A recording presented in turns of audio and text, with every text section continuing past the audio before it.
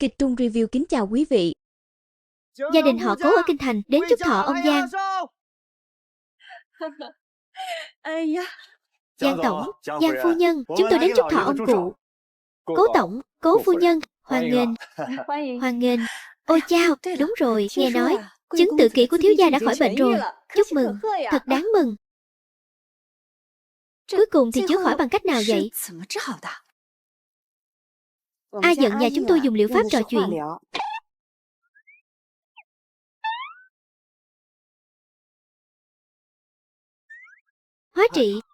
Hóa trị nghiêm trọng vậy sao? Không phải hóa trị đó. Con gái tôi Tiểu Thất dùng phương pháp trò chuyện để điều trị cho A Dận, gọi tắt là liệu pháp trò chuyện đó. Ra là vậy.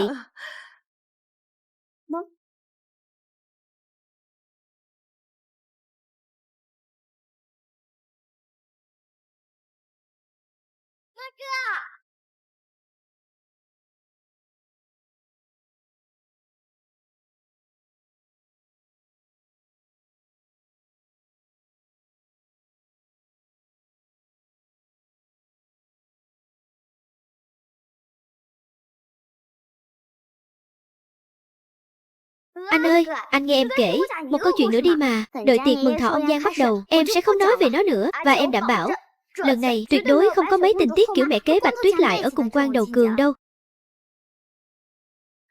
Tôi là Giang Thần Giận. Người đang nắm tay tôi đây là em gái tôi, Giang Tiểu Thất. Khi bố mẹ nhận nuôi em ấy, viện trưởng trại trẻ mồ côi nói em ấy là đứa trẻ nói nhiều nhất. Nhưng đối với tôi, Tiểu Thất là người được trời phái xuống để cứu tôi. Cô ấy là người em gái tốt nhất. Hôm nay cũng là kỷ niệm 1 năm ngày tôi và Tiểu Thất gặp nhau. Tôi đã chuẩn bị cho em ấy một món quà. Anh ơi, sao anh lại ngẩn người ra thế? Anh không muốn nghe em kể chuyện à? Vậy em không kể nữa nhé.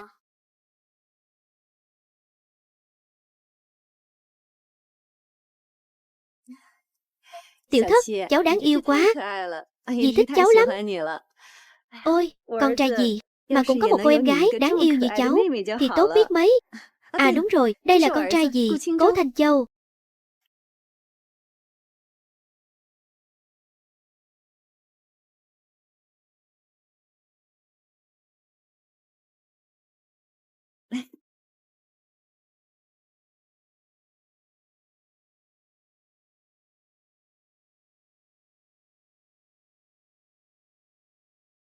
Ôi Tiểu Thất này, đeo cái này vào đẹp quá đi mất.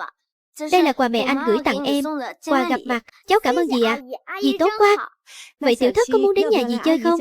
Làm em gái của con trai dì, anh Cố của con sẽ chăm sóc con rất tốt. Không giống như ở đây, con còn phải chữa bệnh cho anh Giang của con và làm bác sĩ riêng của anh ấy. Con là bác sĩ riêng của anh trai. Đúng vậy. Bởi vì Tiểu Thất có thể chữa bệnh cho anh Giang, nên anh ấy mới thích cô em gái là cháu.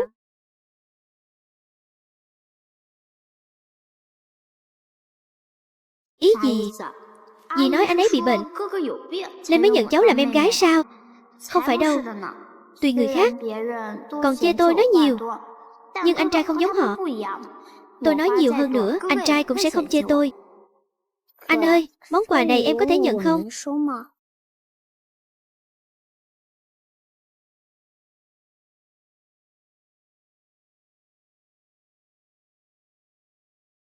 Không thể nhận.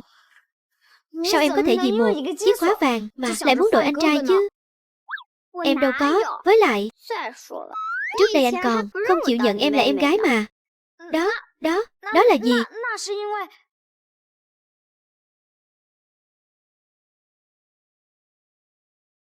Thôi đi, nói với em không rõ ràng được.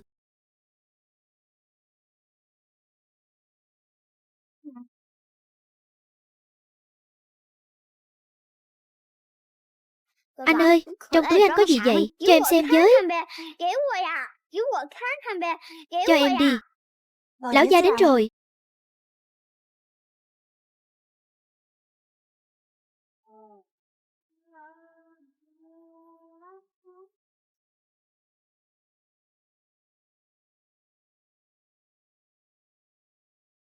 Sao vậy anh? Ông nội của A Dận rất khắc nghiệt với anh ấy. A Dận mỗi lần gặp ông nội đều sợ hãi. Quen rồi sẽ tốt thôi. Cảm ơn quý khách đã đến tham dự tiệc mừng thọ 70 tuổi của cha tôi. Giờ lành đã đến. Tiệc mừng thọ sắp bắt đầu.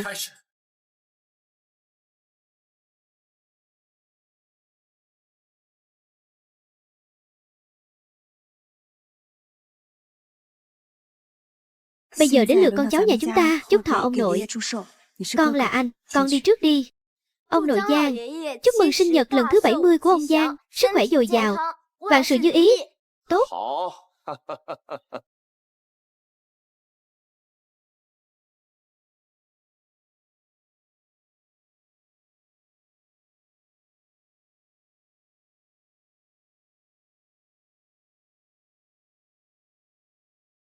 Nghe nói gần đây cháu đã giành được vài giải thưởng lớn. Làm tốt lắm. Cháu cảm ơn ông nội. Chúc ông nội. Ông tê giác là lợn.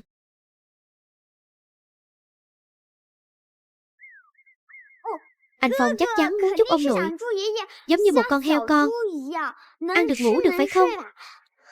Nhưng mà không cần nói nhiều lần heo như vậy. Heo. Giang Thần giận. Sao vậy?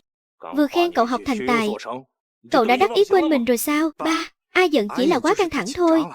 Đúng vậy. Dù sao cũng là trẻ con mà. Dễ căng thẳng cũng là chuyện bình thường. Ông ơi, ông đừng giận dội. Hay là chúng ta vào nhà uống trà đi à? Đồ gỗ mục không thể điêu khắc được. Như vậy sao có thể thành tài được?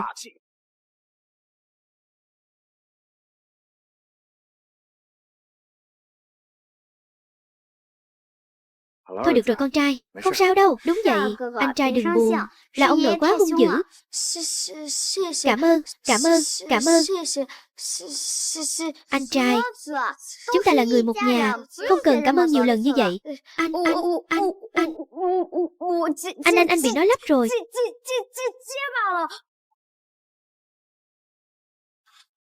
Về phòng đi, tìm bác sĩ riêng đến đây.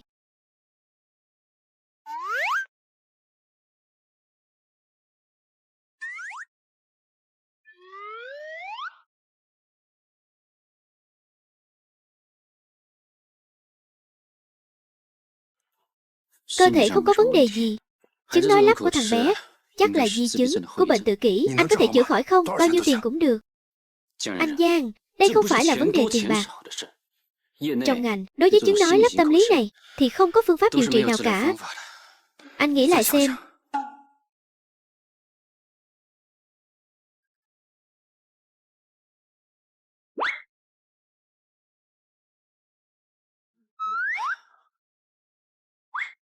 Quả nhiên nhà Giang kiến thức uyên bác. Đến cả phương án điều trị độc đáo mà tôi cất giấu ông cũng biết sao.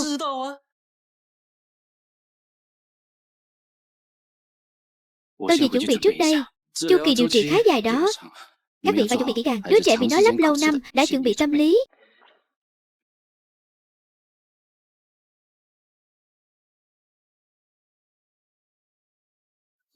Con không. Không muốn bị nói lắp. Thôi nào, anh đừng khóc chứ. Em nhớ ra một câu chuyện rồi. Ngày xưa có một người cũng bị nói lắp. Để chữa bệnh, anh ấy đã ngậm đá trong miệng. Mẹ hình như cũng đã nghe câu chuyện này. Sau đó người này có phải đã khắc phục được tật nói lắp và trở thành nhà hùng biện nổi tiếng của Hy Lạp cổ đại không? Không phải. Anh ấy ngậm đá luyện tập ngày đêm và cuối cùng đã trở thành người có tài ăn nói sắc bén. Kỷ Tiểu Lan.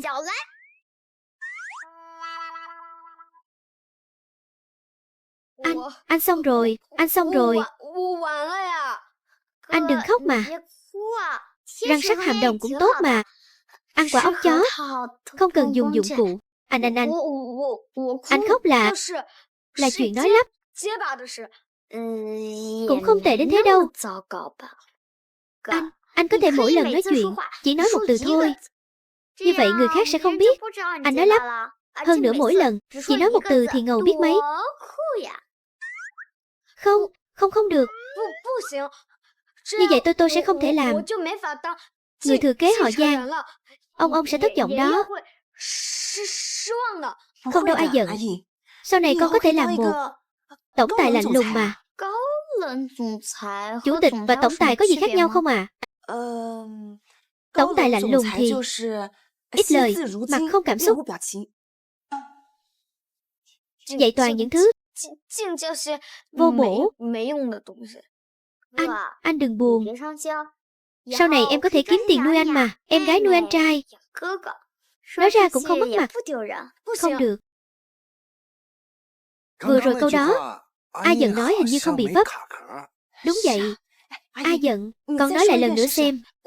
Không được. Con nuôi tiểu thất. A Dận của chúng ta bị nói lắp lúc tốt lúc xấu. Cũng không nghiêm trọng lắm. Chúng ta có nên thỉnh thoảng kích thích thằng bé một chút không? Biết đâu sẽ khỏi. Trước tiên hãy thử cách ngậm đồ vật đi.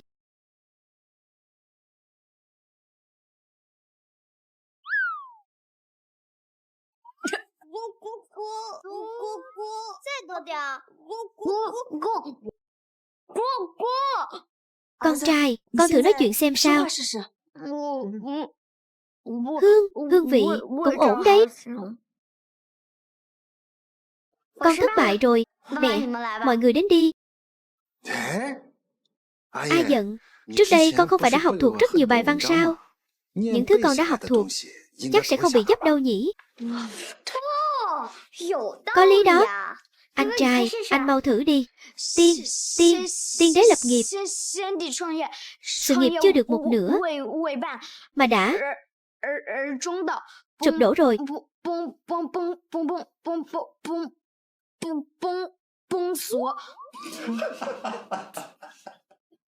Mọi người còn cười được à? Có còn là con người không? Sao lại thế chứ? Chúng ta là một gia đình yêu thương nhau mà. Sao lại cười con được chứ? Đúng vậy đó. Thôi được rồi. Hãy ủng hộ chúng ta. Con đến dự tiệc sinh nhật ông đi. Hôm nay có nhiều nhân vật lớn đến lắm. Chúng ta không thể vắng mặt quá lâu.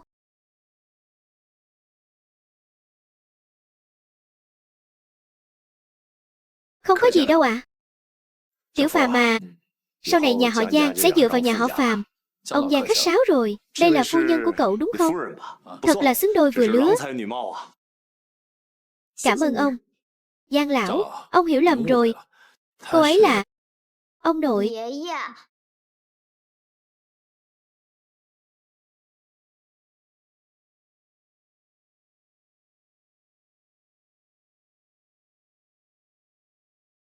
Linh Nhi.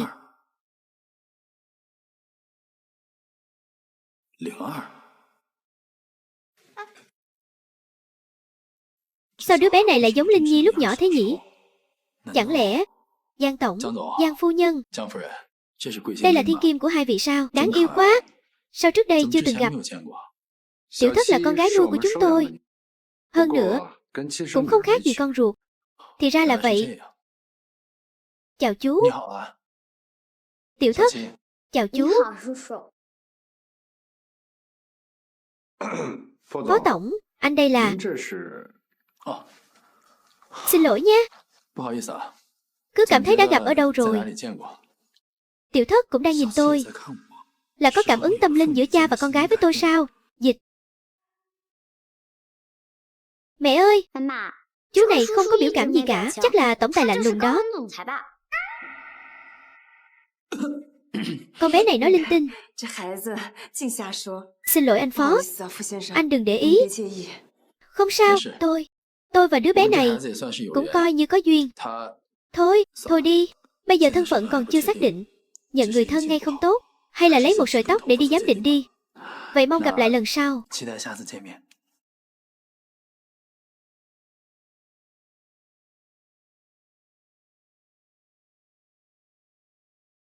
Đi thôi. Chú này lúc nào cũng mang theo ảnh của Tiểu Thất. Thật sự quá đáng ngờ. Tôi phải làm rõ ông ta rốt cuộc muốn làm gì. Mẹ, con đi vệ sinh một lát. Đi.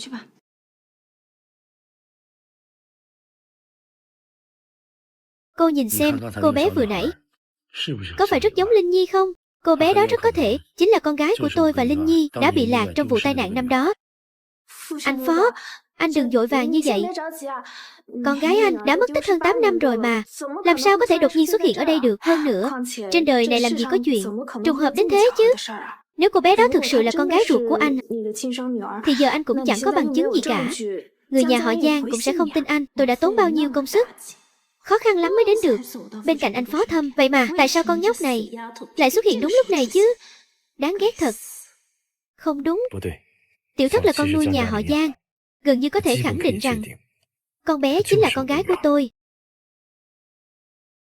Chủ tịch, cái này có phải chỉ là trùng hợp không? Tôi đã lấy tóc của Tiểu Thất. Dịch, sau khi làm xét nghiệm ADN sẽ biết có phải là trùng hợp không? Anh Phù Thâm, hay là anh đưa đồ cho em đi, để tôi mang đi làm xét nghiệm ADN. Dù sao thì Ninja cũng có tiếng trong ngành y tế, cũng có mối quan hệ. Không cần đâu, lần này tôi sẽ tự đi. Anh đưa Uyển Uyển về trước đi. Bà chủ, Phó Tổng đã tìm thấy con gái rồi, làm sao đây? Trước tiên không thể để Phó Thâm nghi ngờ. Đợi đứa bé này vào nhà họ Phó, tôi sẽ tìm cách loại bỏ con bé. Có kẻ xấu muốn hại Tiểu Thất.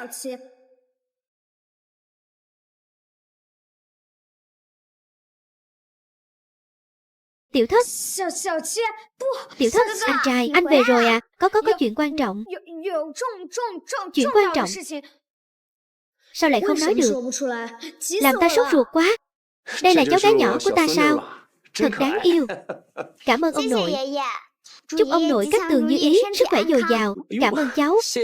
Cháu gái ngoan muốn quà gì nào? Ông sẽ mua cho cháu. Ông ơi, cháu không muốn quà. Ông đừng giận anh trai nữa được không ạ? Anh ấy không cố ý đâu. Vậy sao? Ông ơi, cháu không nói được nữa à? Ông ơi, anh ấy bị bệnh rồi. Thì ra là vậy. Đúng vậy, cháu. Ông ơi, ông đừng giận mà. Ông không giận đâu. Anh ơi, ông nội không đáng sợ như anh nói đâu. Rõ ràng là rất hiền lành mà. Ông nội không ổn rồi. Có gì không ổn? Cuộc thi âm nhạc toàn cầu chưa có một buổi lễ trao giải. Ban tổ chức mời cháu tham gia phát biểu trên sân khấu. Cháu diễn không? Không được từ chối. Lần này vừa đúng là cơ hội để con rèn luyện và chữa khỏi tật nói lắp của mình. Ba, tật nói lắp của A Giận là vấn đề tâm lý. Nó vấn đề tâm lý gì? Là do các người quá nuông chiều nó. Ông nội, ông đừng hung dữ như vậy mà. Được rồi, ông nội không hung dữ nữa. Con không nỡ nhìn nữa. Rõ ràng anh đã rất giỏi rồi. Sao ông lại đối xử với anh ấy khắt khe như vậy chứ? Cháu à, ông muốn anh trai cháu phải giống một đấng nam nhi. Nếu nó cứ thế này thì làm sao bảo vệ được cháu? Nói vậy, đến cả Tiểu Thất nguy hiểm thế mà các người còn không biết. Chỉ có cháu mới có thể bảo vệ tốt cho Tiểu Thất. Ông nội, được, ngoan lắm cháu gái của ông. Ông nội nghe lời con. Giang Thần giận, lần này bỏ qua đi. Không cần đâu. Để cháu đi. Được, như vậy mới đúng là cháu trai của Giang gia ta. Ta sẽ bảo người thông báo ngay cho ban tổ chức rằng con sẽ tham gia. Nhớ chuẩn bị thật tốt cho ta.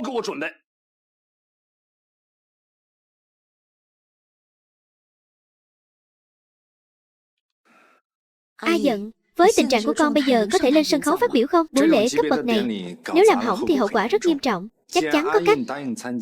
Vì A Giận đã đồng ý tham gia, đúng không A Giận? Xin lỗi, con đã quá bốc đồng.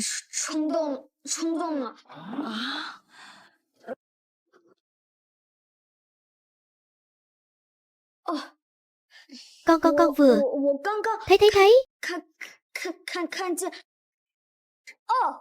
Anh trai chắc chắn muốn đi khám bác sĩ ngay bây giờ. Thời gian gấp rút, phải nhanh chóng điều trị. Nó có lý đấy. Bác sĩ bảo đã chuẩn bị xong rồi. Chúng ta mau về nhà thôi. Chúng ta về nhà thôi. Đi nào. Này. Bác sĩ Tần, thế nào rồi ạ? Khoảng bao lâu thì chữa khỏi ạ? Trong trường hợp lạc quan nhất, cũng phải mất ít nhất 3 năm thì mới có thể hoàn toàn bình phục. Có thể nhanh hơn không? 3 năm còn chưa đủ nhanh sao? Các người còn muốn nhanh đến mức nào nữa?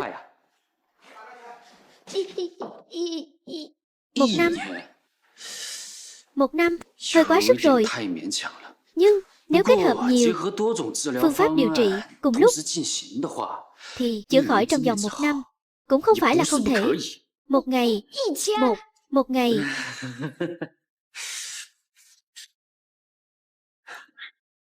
Chú bác sĩ ơi, chú đừng đi mà. Anh trai cháu, anh ấy chỉ nói đùa thôi. Đúng vậy, chúng tôi không vội đến thế đâu. Không cần phải chữa khỏi trong một ngày đâu ạ. 3 ngày là được rồi. Các người có chút kiến thức y học nào không vậy? Chữa nói lắp mà không có cách nào cấp tốc sao? 500.000. Tôi luôn rất ngưỡng mộ gia đình các người. Đối mặt với bệnh tật, cái tinh thần coi thường tất cả đó. Vụ này tôi nhận. Liệu 3 ngày có thực sự chữa khỏi không? Phương pháp điều trị thông thường chắc chắn là không được rồi. Phải dùng một liệu pháp đặc biệt. Ngày diễn thuyết đó, anh trai cháu đeo một chiếc tai nghe ẩn. Cháu ở bên ngoài đọc bản thảo, cháu cứ đeo tai nghe vào, nghe rồi đọc theo là được. Thông minh quá đi. Chú bác sĩ à, cháu cứ tưởng chú chỉ là một bác sĩ tham tiền và không có giới hạn đạo đức. Không ngờ chú lại có tài đến vậy. Thật sự quá giỏi rồi. Thực ra cái bệnh nói nhiều của cháu cũng là một loại bệnh đấy. Bác sĩ Tần, mặc dù hiện tại A Dận đã có thể lên sân khấu diễn thuyết, nhưng tật nói lắp vẫn chưa chữa khỏi. Không đâu. Tật nói lắp của thiếu gia chủ yếu là do cảm giác bất an. Chỉ cần cậu ấy vượt qua buổi diễn thuyết lần này, cảm giác thiếu an toàn này sẽ dần dần biến mất. Như vậy thì nói lắp của cậu ấy tự nhiên sẽ có thể khỏi. Tiểu Thất, có việc gì quan trọng? Anh trai, đừng ngắt lời, chúng ta còn rất nhiều từ phải học thuộc nữa. Thời gian gấp, nhiệm vụ nặng. Bà đã nói rồi, bài diễn thuyết này rất quan trọng. Nếu lỡ làm hỏng, thì thể diện của nhà họ Giang sẽ mất hết đấy. Đến lúc đó, nếu anh lỡ tự trách đến mức lại thu mình lại, thì em sẽ rất đau lòng đấy. Nó thực sự rất quan trọng. Diễn thuyết quan trọng. Tiểu Thất à, anh đang nghiêm túc đấy chứ. Anh à, anh đừng có tranh hơn thua với em bằng lời nói nữa. Anh à, em không muốn anh buồn nữa đâu. Đối với em, tất cả mọi chuyện lúc này đều không quan trọng bằng bài phát biểu này, anh biết không? Tiểu Thất lại quan tâm tôi nhiều như vậy, tôi không thể phụ lòng tốt của em ấy. Dù sao thì tạm thời em ấy sẽ không đến nhà họ Phó đâu. Không gặp nguy hiểm gì. Đợi tôi khỏe lại, rồi từ từ nói với con bé sau vậy. Thế mới đúng chứ. Nào, đọc theo em nào.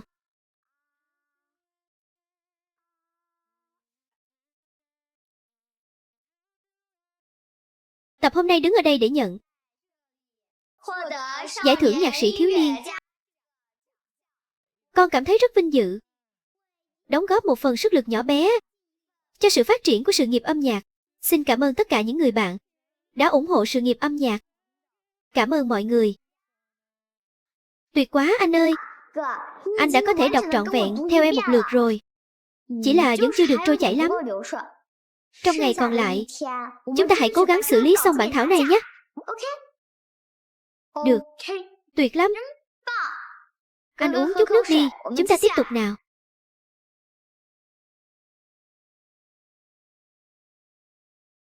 Thiếu gia, ông Phó Thâm đến thăm ạ. Chú Phó.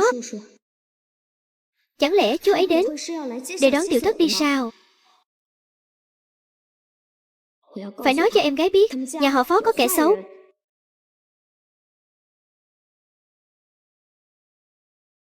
Giang thiếu gia, Tiểu Thất có ở đây không? Chào chú ạ. Hỏng rồi. Chuyện này nhất thời mình cũng không biết phải giải thích thế nào nữa. Chú ấy sẽ làm hại Tiểu Thất mất. Không, không có ở đây. Vậy Giang thiếu gia, phiền cậu chuyển thứ này cho Tiểu Thất, hoặc đưa cho cha mẹ cậu cũng được. Tuy chuyện này hơi khó chấp nhận, nhưng tôi tin rằng mọi người rồi sẽ dần hiểu ra thôi.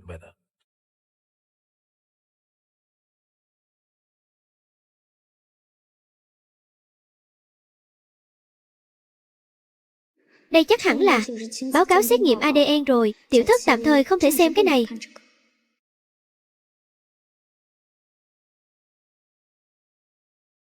Anh giấu cái gì thế? Cho em xem thế nào. Không có gì đâu. Ồ, được rồi. Anh, em vừa nghe nói chú Phó đến nhà mình. Chú ấy đến làm gì? Chú ấy bảo em đến nhà chú ấy. Nhưng mà em không được đi đâu đấy. Tại sao? Bởi vì có vốn dĩ 1-2 câu giải thích không rõ. Tôi thậm chí một câu cũng khó nói. Thôi không nói nữa. Bởi vì anh phải giúp em chữa bệnh. Đi cùng anh. Đi cùng anh luyện tập. Được rồi, đi thôi. Vậy chúng ta tiếp tục luyện tập nhé. Cảm ơn ban giám khảo. Cảm. Sao lại có vấn đề nữa rồi?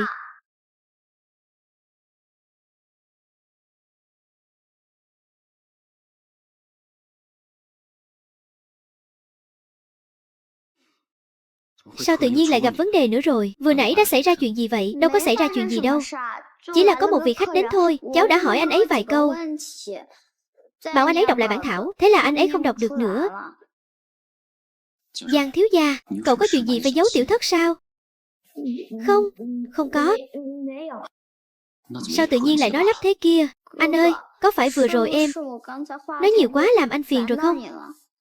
Lần sau em sẽ không thế nữa. Giang Thần giận. Tiểu thất vì mày mà đau lòng rồi kìa.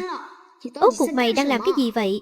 Rõ ràng mày là người muốn bảo vệ tiểu thất mà. Lại lần nữa đi. Hôm nay đứng ở đây để nhận giải thưởng nhạc sĩ trẻ. Tôi cảm thấy rất vinh dự. Thật tốt quá rồi. Anh làm em sợ chết khiếp. Em cứ tưởng rằng những nỗ lực trước đây của chúng ta đều uổng phí rồi chứ. Anh ơi, chúng ta tiếp tục luyện tập thôi nào.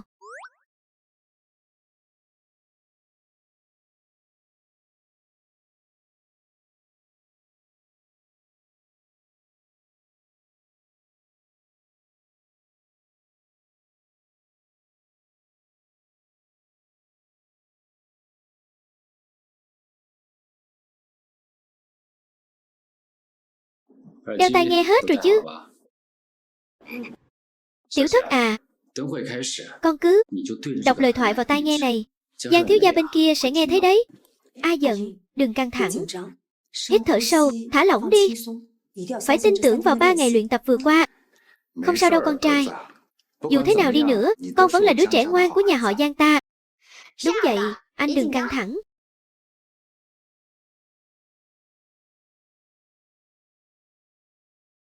Tiểu thất.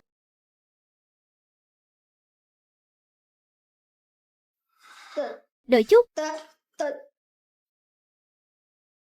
Phó tổng, sao anh lại đến đây? Giang tổng. Sao nào, không muốn gặp tôi à? Cũng phải thôi. Dù sao thì anh cũng đang muốn cướp con gái tôi đi mà. Phó tiên sinh, tôi không hiểu ý anh là sao. Đừng giả vờ nữa. Các người phải biết, tiểu thất chính là con gái của tôi. Cái gì?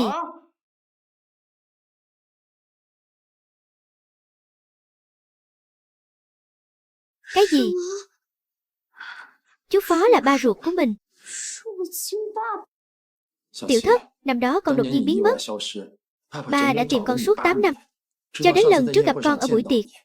Thấy con, ba mới nhận ra con và mẹ con lúc trẻ trông giống hệt nhau. Thế là ba đã lén lấy tóc của con để làm xét nghiệm ADN. Kết quả bây giờ đã có rồi. Con chính là con gái của ta. Ta lập tức đến nhà họ Giang tìm con không có nhà. Thế là ta đã đưa báo cáo giám định cho thiếu gia nhà họ Giang. Nhờ cậu ấy chuyển cho con.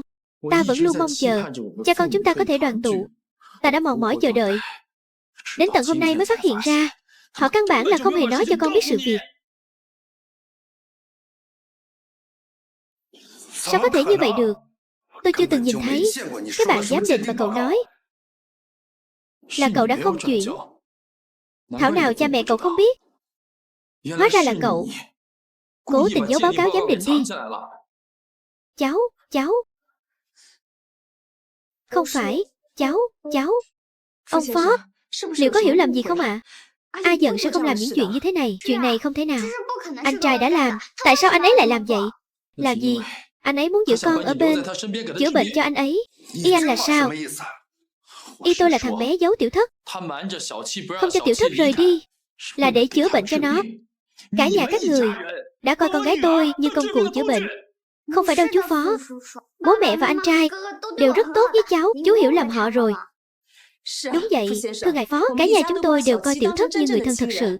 Đặc biệt là A Dận, yêu quý con bé nhất, quan tâm đến con bé nhất. Thằng bé không thể nào có suy nghĩ như anh vừa nói đâu. Vậy cô nói cho tôi biết, tại sao cậu ta lại phải giấu bản báo cáo giám định đó đi? Tại sao lại phải che giấu thân thế của Tiểu Thất?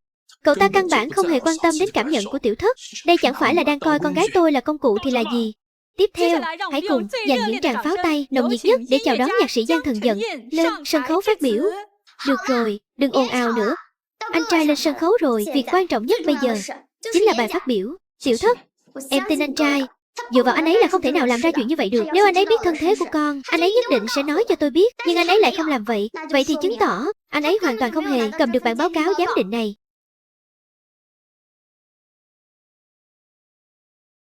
Anh, mặc áo khoác vào đi. Lên sân khấu diễn thuyết cho yên tâm đi.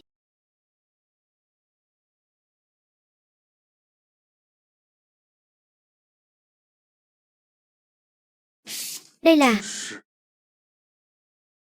báo cáo xét nghiệm huyết thống.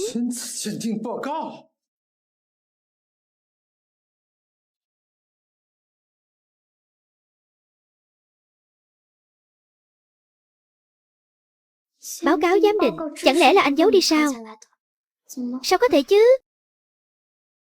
Chẳng lẽ vì Tiểu Thất có thể chữa bệnh cho anh trai nên anh ấy mới thích em gái sao?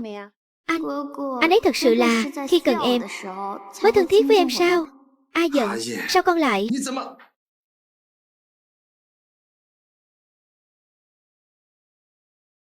Vậy nên anh đã lừa dối con suốt thời gian qua. Những điều tốt đẹp anh làm cho em, tất cả đều là giả dối sao? Chỉ để giữ em lại, làm công cụ chữa bệnh cho anh thôi sao? Anh không trách được anh không chịu thừa nhận em là em gái anh.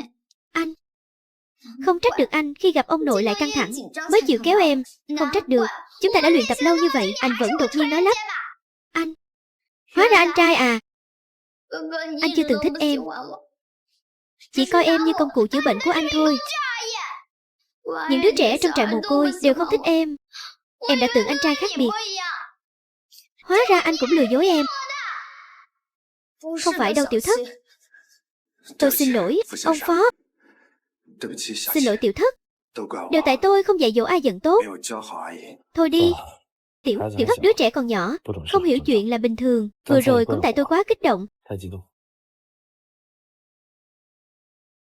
Đây là thủ tục pháp lý để tôi đón Tiểu Thất đi.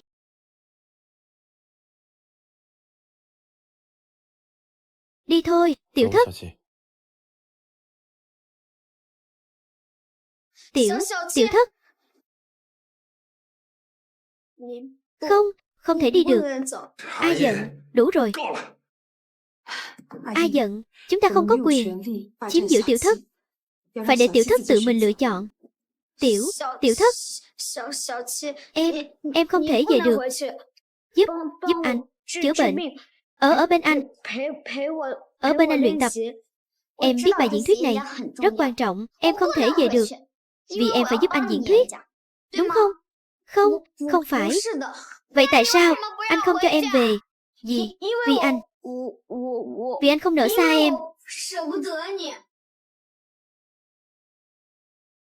Vì anh không nỡ xa em. Bệnh tình của Giang thiếu gia vừa mới ổn định. Không biết sau khi Tiểu Thất đi, Giang thiếu gia dưới sự kích thích của cảm xúc cực đoan này liệu có kích hoạt rối loạn tâm lý mới không?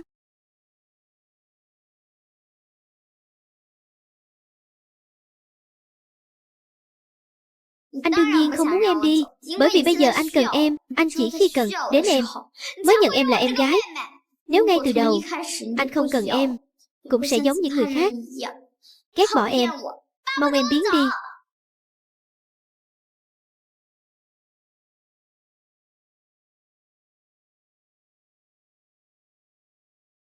Không phải vậy, là có người nhà họ Phó muốn hại em. Tiếp theo, chúng ta hãy dùng những tràng pháo tay nồng nhiệt nhất mời nhạc sĩ Giang Thần Dận lên phát biểu. Đủ rồi anh, đừng nói dối nữa.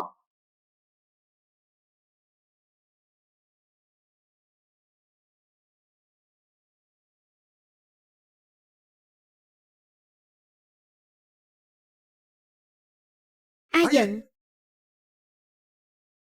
Tiểu thất. A Dận. Phải lên sân khấu nhận giải. Bài phát biểu này liên quan đến danh dự của gia đình Giang chúng ta, không thể coi thường.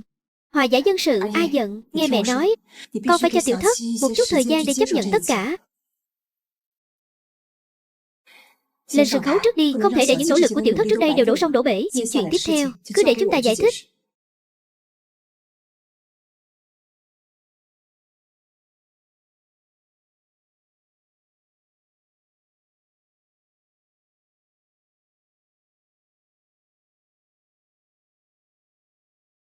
Chúc mừng bạn Giang Thần Dận đã giành được giải thưởng nhà soạn nhạc trẻ của năm. Tiếp theo mời bạn Giang phát biểu cảm nghĩ khi nhận giải. Tiểu thất. Tiểu thất. Tiểu thất, con hãy nghĩ kỹ xem. Hơn 1 năm nay, A Dận có bao giờ lừa dối con chưa? Gia đình chúng ta đã sống với nhau như thế nào? Những khoảng thời gian tươi đẹp đó, chẳng lẽ con đã quên hết rồi sao? Chẳng lẽ những khoảng thời gian đó đều là giả dối sao? Trên đời này làm gì có kẻ lừa đảo nào như vậy chứ, tiểu thất?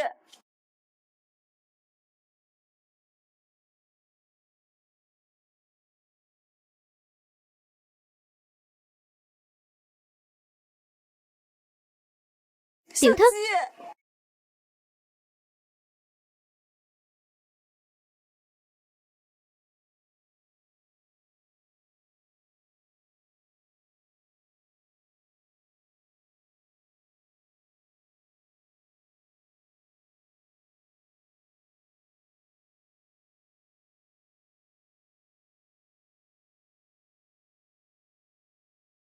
Sao cậu ấy không nói gì hết vậy? Không nói nên lời, sao mình không nói được gì vậy? Nói đi.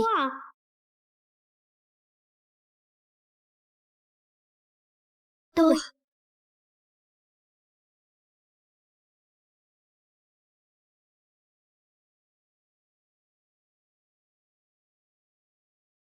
Sao vậy? Sao không nói gì? Nói đi, rõ ràng đã luyện tập với tiểu thất rồi mà. Tiểu thất. Người nhà họ Giang chỉ có trình độ này thôi sao? Đây là lên đó để làm trò cười à?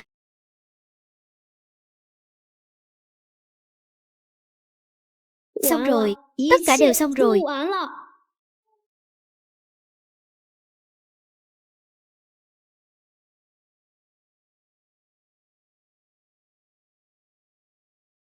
Đừng mắng tôi sai rồi. Cứu tôi với.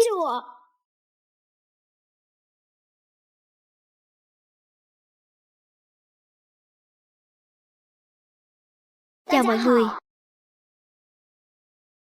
Tôi là Giang Thần Dận.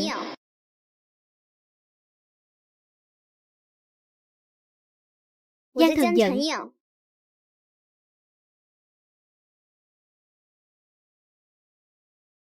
Chào mọi người, tôi là Giang Thần Dận.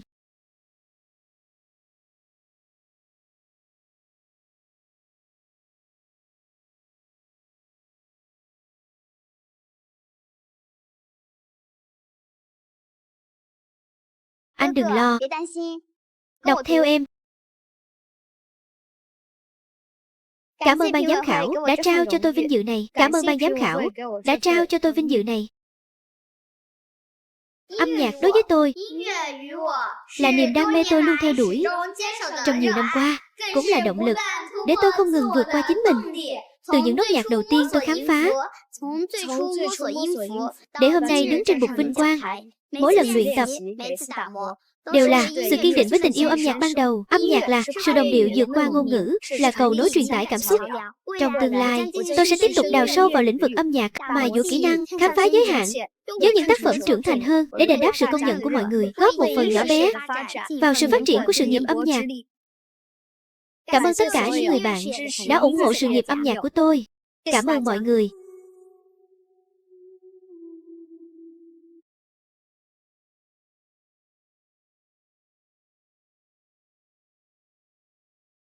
Nói hay lắm. Tiểu thất về rồi, tôi phải xuống thôi. Giang đồng học xin hãy ở lại. Hôm nay chúng tôi còn chuẩn bị một bất ngờ cho cậu.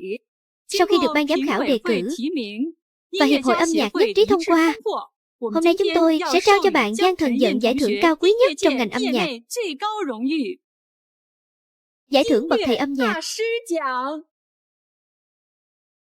Giải thưởng bậc thầy âm nhạc.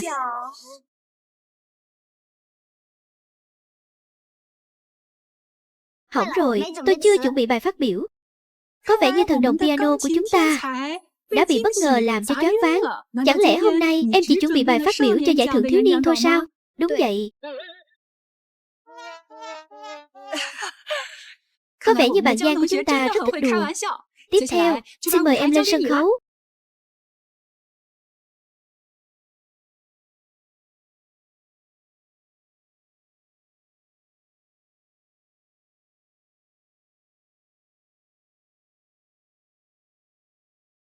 Trước hết, tôi muốn cảm ơn sự bất ngờ của ban giám khảo khi nhận được giải thưởng này. Tôi thật sự rất bất ngờ. Giải thưởng bậc thầy âm nhạc, danh dự cao nhất trong ngành. Tôi rất vinh dự. Từ nhỏ, tôi đã không giỏi ăn nói. Thế giới đối với tôi vừa tĩnh lặng vừa xa xôi. Chính âm nhạc đã bước vào cuộc đời tôi, giúp tôi tìm thấy cách để giải bày tâm sự. Trên những phím đàn đen trắng, mỗi nốt nhạc đều là lời từ tận đáy lòng tôi. Tôi đã từng nhận được một vài giải thưởng, nhưng mỗi lần luyện tập đều khiến ngón tay tôi tê dại, muốn bỏ cuộc. Nhưng mỗi khi tôi rất muốn bỏ cuộc, gia đình luôn ở phía sau tôi, lặng lẽ ở bên tôi.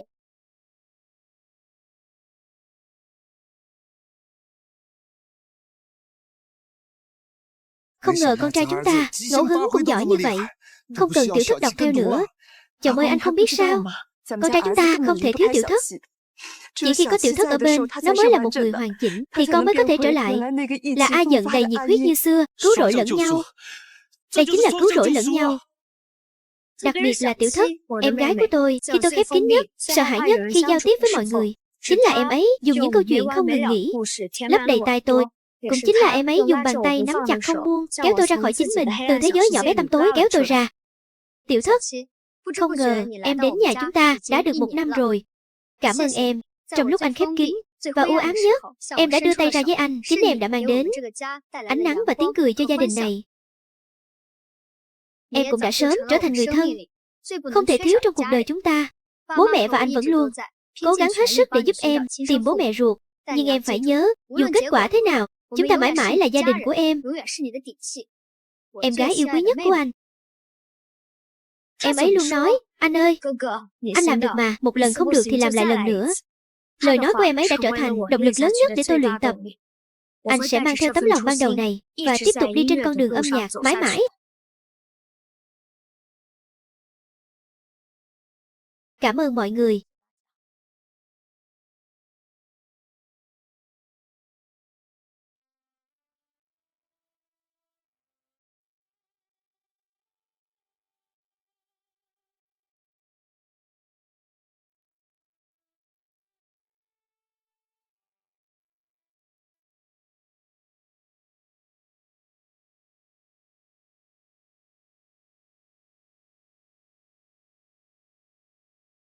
Anh à, em xin lỗi.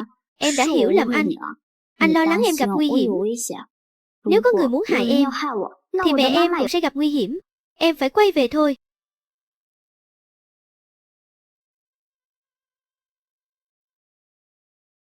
Tiểu Thất, anh về rồi. Tiểu Thất đâu rồi? Vừa nãy ông phó đến. Tiểu Thất đã đi cùng ông ấy rồi. Cái gì? Bố, mẹ, các người. A Dận, sao con lại nói lắp nữa rồi? Kết hợp với những gì vừa xảy ra, cảm giác bất an của Giang thiếu gia không phải là diễn thuyết, mà là sợ mất Tiểu Thất. Giống như Giang phu nhân đã nói, hai người họ giống như cả thế giới chỉ có em mới hiểu được anh. Anh chỉ ở bên em mới là trọn vẹn nhất. Nói cách khác, A Dận cần Tiểu Thất mới có cảm giác an toàn, mới có thể nói chuyện trôi chảy, không bị nói lắp. Đúng vậy. Vậy thì không sao rồi. Như vậy chúng ta có cớ để Tiểu Thất về nhà nhiều hơn. Tiểu Thất gặp nguy hiểm. Phó gia, có người muốn hại em ấy. Cái gì? Ba, nhà chúng ta lớn quá. Bây giờ con có thể gọi ba là ba được không? Được chứ? Mẹ đâu ạ? Ba ơi, sao ba không nói gì? Năm đó con bị mất tích. Mẹ đã mắc bệnh trầm cảm nặng, vẫn luôn được điều trị. Nhưng hôm nay Mẹ cũng không biết bị kích động gì, cứ nhốt mình trong phòng. Xem ra ba cũng nói nhiều thật đấy. Con nói nhiều thế này, xem ra là di truyền từ ba rồi. Ba, nhìn ban công kìa. Linh Nhi, đừng mà. Linh Nhi, con gái của chúng ta đã được tìm thấy rồi. Em đừng làm chuyện dại dột. Anh đừng lừa tôi nữa. Linh Nhi, anh biết trước đây anh đã lừa em để cứu em, nhưng lần này là thật. Con gái của chúng ta ở đây này, em nhìn xem. Linh Nhi, con gái chúng ta biến mất rồi. Con ơi. Linh Nhi, mẹ ơi. Mẹ ơi, con ở đây. Mẹ ơi, mẹ quay lại đi, đừng nhảy xuống như vậy đau lắm đó. Với lại, ngã xuống dưới xấu lắm. Mẹ đẹp như vậy, ngã xuống thì tiếc lắm. Nói như vậy có phải là hơi tự luyến không nhỉ? Dù sao thì con và mẹ cũng khá giống nhau mà, nhưng con cũng rất đẹp mà. Dù sao thì anh cũng nói vậy. Ước gì anh ở đây, anh ấy có thể làm chứng cho con. Phó Sâm tìm đâu ra người lắm lời vậy? Cô bé này cũng đáng yêu đấy chứ. Đây là con gái của tôi thì tốt rồi. Con gái, mẹ đến tìm con rồi. Con gái, mẹ đừng nhảy. Nếu mẹ nhảy xuống như vậy, sẽ làm con sợ đấy. Con sẽ gặp ác mộng cả đời mất. Không, con mau đi đi. Con mau đi đi, mau rời khỏi đây. Nhưng con rất khó khăn mới vào được đây. Không đúng. Rõ ràng là tôi đã khóa cửa rồi mà. Đúng là đã khóa, nhưng con đã đạp tung nó ra. Trước đây con cũng vào phòng anh trai như vậy.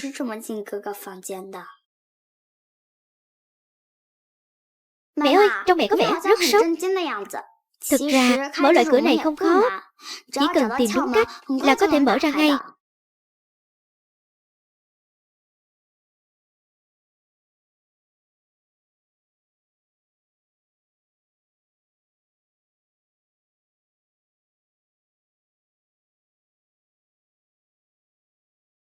Mẹ ơi, mẹ lạnh lùng quá. Quả nhiên con nói nhiều như vậy là do di truyền từ ba. Không phải đâu, con là con gái của mẹ. Rõ ràng là giống mẹ hơn. Mẹ thừa nhận con là con gái của mẹ rồi. Tuyệt quá. Bây giờ con có hai người mẹ rồi.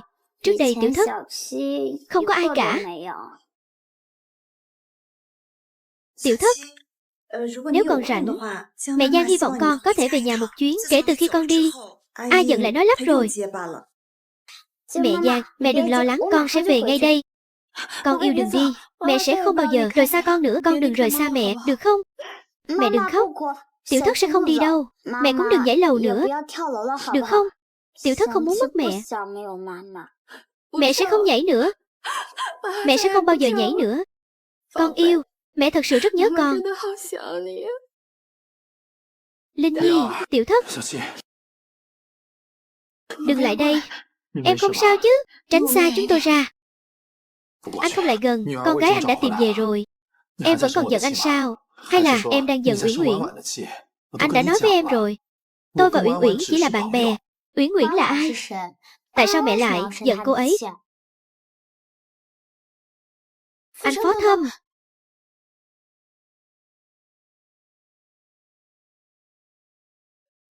Được rồi, con biết tại sao rồi.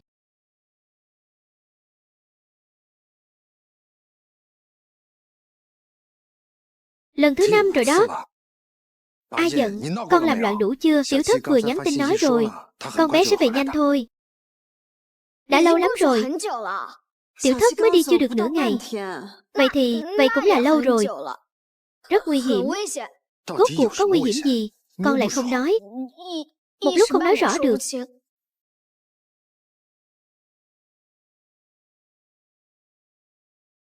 Yên tâm đi, Giang thiếu gia, tôi đây. Tôi có chút hiểu biết về thuật xem tướng. Tiểu Thất à, nó có tướng phúc đức sâu dày. Là sao may mắn trời sinh. Sẽ không sao đâu. Giang Thần giận. Hôm nay biểu hiện của cháu rất bình thường. Cháu gái cưng Tiểu Thất của tôi đâu rồi? Tiểu Thất đã được cha ruột của nó đón đi rồi. Cha ruột nào? Đó là cháu gái tôi. Mau đưa Tiểu Thất về đây cho tôi. Tiểu Thất về rồi, có chuyện rất quan trọng. Với lại ba ruột của nó là Phó Thâm. Tôi mặc kệ, không ai được giành cháu gái của tôi. Cháu trai, ông sẽ giúp cháu ngăn họ lại. Cháu mau đưa Tiểu Thất về đây.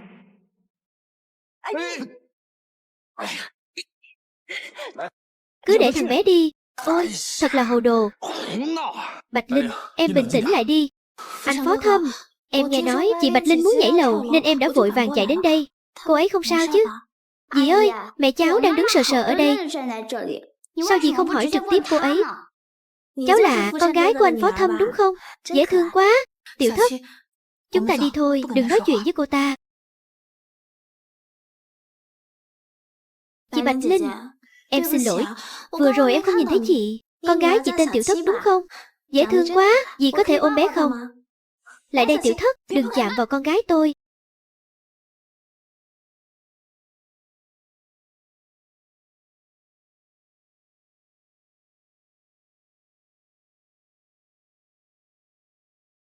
Chị Bạch Linh, xin lỗi, em không có ý xấu. Chỉ là em thấy đứa bé quá dễ thương. Người nên xin lỗi là chúng tôi. Tôi xin lỗi cô thay cho Linh Nhi. Ai muốn xin lỗi chứ? Linh Nhi, người ta có lòng đến thăm em còn đẩy người ta ngã. Không phải nên xin lỗi sao? Gia đình Ninh và Phó là bạn bè lâu năm. Uyển Uyển là em gái của anh thực sự không hiểu tại sao em lại có ác ý lớn như vậy với cô ấy. Linh Nhi, rốt cuộc em đang giận dỗi chuyện gì vậy? Con gái đã về rồi, em còn muốn anh thế nào nữa? Mẹ ơi, mẹ nói gì đi chứ? Tất cả là lỗi của em, đã chọc chị giận. Anh Phó Thâm, sau này chúng ta đừng gặp nhau nữa, để chị không phải tức giận. Không cần đâu, tôi mới là người ngoài. Người nên đi là tôi. Sao chị có thể nói như vậy chứ? Chị làm vậy không phải là làm khó anh Phó Thâm sao? Không ai trong số các người phải đi cả. Chúng tôi trong sạch, tại sao phải đi? Bạch Linh, nhiều năm như vậy rồi, anh chưa từng làm bất cứ điều gì có lỗi với gia đình này. Tại sao em lại nghi ngờ anh? Anh biết chuyện trước đây đã khiến em có khúc mắc. Nhưng nhiều năm đã trôi qua, anh vẫn luôn nhường nhịn em. Bây giờ con gái chúng ta đã về rồi, tại sao em vẫn còn làm loạn vậy chứ? Không được, con không chịu nổi nữa rồi. Con muốn xin phát biểu. Không được, con không chịu nổi nữa rồi. Con muốn xin phát biểu. Tiểu Thất, thế giới của người lớn rất phức tạp. Con ra ngoài chơi một lát đi, được không? Con cũng không muốn dính líu. Nhưng mà vì xấu tính này cứ làm mẹ con tức giận. Tiểu Thất, dì đã làm gì? Sao con có thể nói gì như vậy? Dì làm còn chưa đủ sao? Vừa vào cửa con đã cố tình nắm tay ba, làm mẹ tức giận. Lúc nãy mẹ hoàn toàn không có đẩy dì, là dì cố tình ngã xuống đất. Dì biết rõ mẹ cháu không muốn giải thích nên cứ vu khống bà ấy. Nhưng dì đã tính sai rồi. Hôm nay có cháu ở đây, không ai được phép bắt nạt mẹ cháu. Tiểu Thất, Tiểu Thất à, cháu nghe lời mẹ cháu nói, chứng tỏ cháu là một đứa trẻ ngoan. Nhưng Tiểu Thất, cháu đã hiểu lầm gì rồi. Dì vừa nãy không phải giả vờ ngã, mà là không đứng vững. Với lại dì đâu có vu khống mẹ con đâu. Ngược lại dì là người đầu tiên đến quan tâm mẹ con đó. Nếu dì thật sự quan tâm mẹ con thì dì sẽ không lần một lần hai cuốn lấy ba con. Tiểu Thất, dì và ba con chỉ là bạn tốt thôi. Con và mẹ con chỉ vì những chuyện không có thật mà giận dỗi. Dì ơi, dì thiếu bạn lắm sao? Nhất định phải cuốn lấy ba con. Người bạn này với ít bạn bè như vậy, có phải là do chính dì tính cách quá tệ không? Đã bao giờ dì tự hỏi vấn đề của mình là gì chưa? Sao nào, hết lời để nói rồi chứ gì. Dì thực sự không biết phải nói gì. Vì dì có giải thích cho con thì cũng vô ích thôi. Con lại không có anh trai, con sẽ không hiểu đâu. Ai nói cháu không có anh trai? Cháu có một người anh trai, đối xử với cháu rất tốt. Vậy sao? Vậy Tiểu Thất à, anh trai của cháu nếu kết hôn rồi, cháu có từ mặt anh ấy không? Đương nhiên là không. Cháu không đúng. Vậy tiểu thất, bây giờ con đã hiểu chưa? Con luôn nói gì là người xấu, nói gì làm không đúng. Nhưng nếu đổi lại là con cũng sẽ làm như vậy thôi. Không đúng, không đúng, dì ấy đang ngụy biện. Nhưng mình phải phản bác dì ấy thế nào đây? Sao mình lại không nghĩ ra lời phản bác nào nhỉ? Mình đã lớn rồi mà.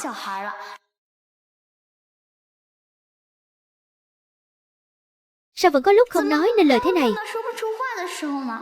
Khó chịu quá, đầu óc choáng váng. Tiểu thất, sắc mặt con trông tệ quá. Xem ra con cũng không được khỏe lắm. Nhưng không sao. Sau này chuyện trong nhà cứ để em và anh Phó Thâm lo liệu cho mọi người. Tôi không nói lại gì ấy. Cháu cứ yên tâm về ở bên mẹ cháu đi. Chuyện của anh Phó Thâm là em gái, dì sẽ lo liệu. Tiểu thất, cháu cũng là em gái. Chúng ta giống nhau. Chỉ mong anh trai của chúng ta trở nên tốt hơn. Đúng không?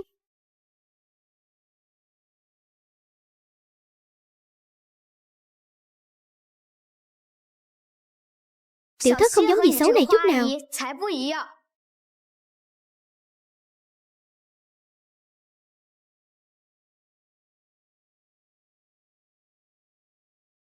Anh ơi, sao anh lại đến đây? Anh lo cho em. Anh thấy em suýt ngất. Em có sao không, anh ơi? Thật ra, mỗi lần em không nói gì, đầu óc em lại thấy hơi quay cuồng, nên em mới nói chuyện liên tục. Nhưng mà em không cãi lại được gì. Em không nói được câu nào. Em sợ nói sai, làm mẹ không vui. Đừng lo, anh trai ở đây rồi. Anh trai đây mà, em cứ thoải mái nói đi. Anh sẽ không bao giờ thấy phiền đâu, nhớ chứ? Vâng. Anh ơi, anh lại cà lị rồi à? Để em dạy anh.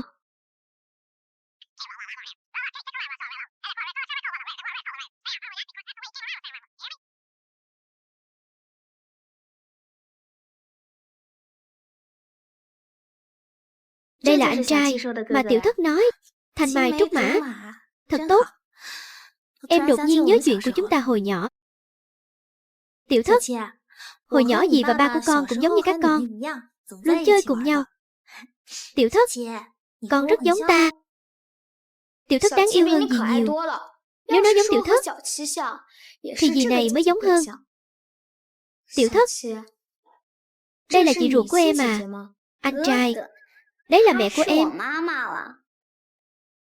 Đây là dì Bạch à? Sao lại trẻ thế này? Không giống ai đó. Cháu nhỏ, cháu hiểu lầm ý của tôi rồi. Ý của tôi là quan hệ của tôi với anh Phó Thâm giống như của mọi người vậy. Tiểu thất, dì với ba của con thì cũng giống như con với anh trai của con vậy. Chỉ là em gái quan tâm anh trai thôi. Chỉ là mẹ của con luôn nghi ngờ và luôn hiểu lầm chúng ta. Nhưng dì ơi, dì và tiểu thất thì khác à? Khác chỗ nào? Tiểu thất đáng yêu hơn dì. Dì Bạch cũng xinh hơn dì. Con, đồ nhóc kia, có thôi đi không vậy?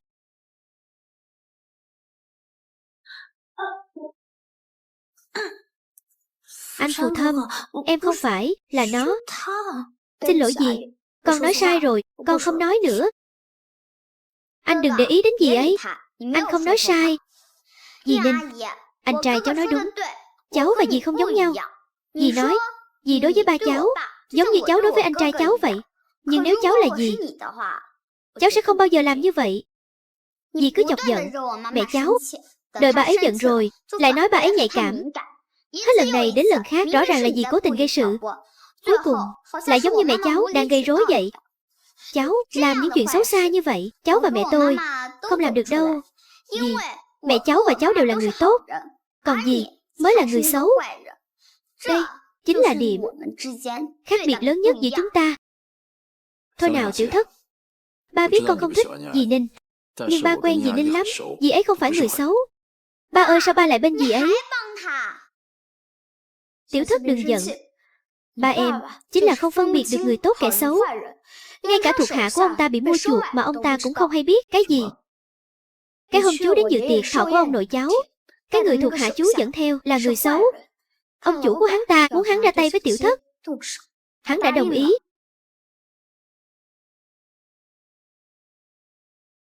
Cháu nói, vệ trung. Không thể nào. Anh ta đã theo tôi 8 năm rồi. Vậy nên chú không phân biệt được ai tốt ai xấu à?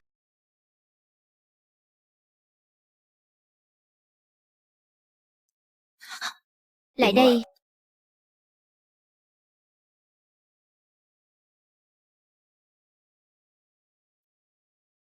Nói, 3 ngày trước anh gặp ông chủ nào? Ông chủ nào cơ? Chủ tịch, tôi đã làm sai chuyện gì sao? Tôi đối với ngài luôn trung thành mà. Chỉ có ngài là ông chủ duy nhất. Trung thành. Vậy mà anh lại động thủ với tiểu thất. Ai nói vậy? Sao anh ta lại vu khống tôi? Bằng chứng đâu? Tôi nói, tôi không có bằng chứng. Nhưng tôi nhớ rất rõ. Tôi có thể diễn lại cho các người xem. Không đúng. Tiểu thất là con nuôi của nhà họ Giang. Nhưng tôi có thể khẳng định gần như chắc chắn cô ấy là con gái tôi. Không đúng. Tiểu thất là con nuôi của nhà họ Giang. Tôi có thể khẳng định gần như chắc chắn cô ấy chính là con gái tôi. Chủ tịch, liệu đây có phải là người chỉ là trùng hợp thôi? Tôi đã lấy tóc của tiểu thất. Chờ kết quả xét nghiệm ADN ra rồi sẽ biết có phải trùng hợp không. Tôi đã lấy tóc của tiểu thất. Chờ làm xét nghiệm ADN sẽ biết có phải trùng hợp không. Anh Phó, cho em mang đi làm xét nghiệm ADN đi. Dù sao nhà họ Ninh bọn em trong ngành y tế cũng có mối quan hệ mà. Không cần đâu. Lần này tôi sẽ tự mình đi. Anh đưa Uyển Uyển về trước đi. Vâng. Sếp, chủ tịch đã tìm được con gái rồi. Phải làm sao bây giờ? Trước hết không thể để anh Phó Thâm nghi ngờ. Chờ đứa bé này vào nhà họ Phó, tôi sẽ nghĩ cách trừ khử con bé. Thế nào? Cháu bắt chước chú, giống không? Cháu không phải bị nói lắp sao? Phó Thâm, người dám động vào tiểu thất là ai? Mau tìm ra cho em, ngay bây giờ. Nói đi. Chủ tịch, tôi cũng bị người ta lừa gạt. Tôi không biết cô ta là ai cả. Chủ tịch, tôi biết sai rồi. Đứa bé vẫn còn ở đây, đừng làm nó sợ. Tiểu thất đã cứu cậu đấy.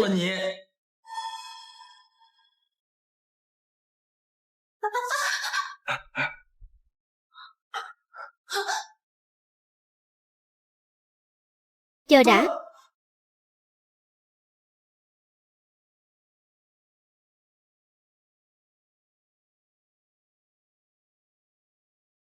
Ninh Uyển Uyển. Hóa ra là cô. Anh Phù Thâm. Không có, em. Nghe em giải thích. Ninh Uyển Uyển, trước đây cô có làm gì tôi cũng không quan tâm, vì tôi không để ý. Nếu cô thực sự có thể cướp đi Phù Thâm thì chứng tỏ tình cảm của hai ta vốn dĩ đã có vấn đề rồi. Nhưng cô bị mất trí rồi sao? Lại dám ra tay với một đứa trẻ như vậy. Tiểu thất nó vẫn còn là trẻ con, là con gái của tôi. Nếu cô dám động đến con bé dù chỉ một chút, tôi tuyệt đối sẽ không tha cho cô. Nếu sau này con bé bị bất kỳ tổn thương nào đều cho là cô làm, như vậy thì cả đời cô cũng đừng hòng sống yên. Anh Phù Thâm, em không có, thật sự không có mà. Tất cả đều là giả, em hoàn toàn không quen biết anh ta. Cút đi. Đừng ép tôi. Tìm người khiêng cô ra ngoài. Được. Vì các người không tin tôi đi là được.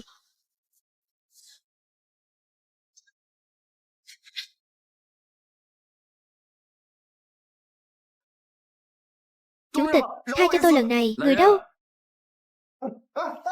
Không phải tôi. Không phải tôi, chủ tịch. Tha cho tôi lần này được không? Thật sự không phải con. Dì ngầu quá. Em cũng thấy vậy.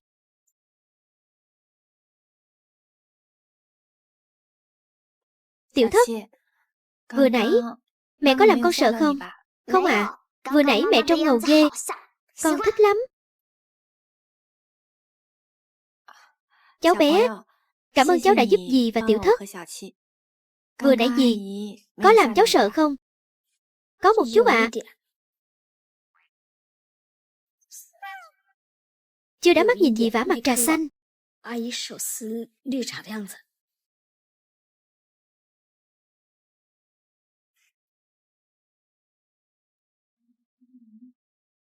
Linh Nhi,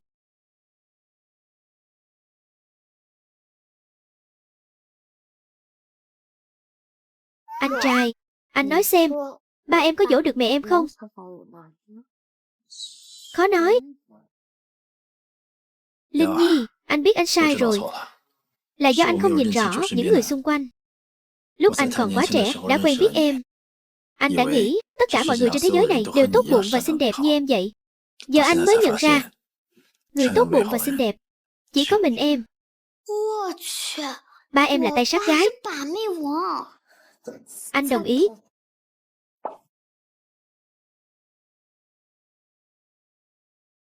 Linh Nhi, hãy tha thứ cho anh lần này. Anh thề, anh tuyệt đối sẽ không để em và Tiểu Thất chịu bất kỳ ấm ức nào nữa. Anh nên cảm thấy may mắn vì anh đã không phạm sai lầm về nguyên tắc. Em cũng không muốn Tiểu Thất không có ba. Vì vậy, em sẽ tha thứ cho anh. Nhưng sau này em không muốn xa Tiểu Thất nữa. Nếu sau này trong nhà lại có người hoặc chuyện gì khiến Tiểu Thất phải rời đi, em sẽ lập tức đưa Tiểu Thất về nhà họ Bạch. Linh Nhi, em yên tâm. Tiểu Thất là con gái cưng của chúng ta. Anh tuyệt đối sẽ không để ai cướp con đi lần nữa.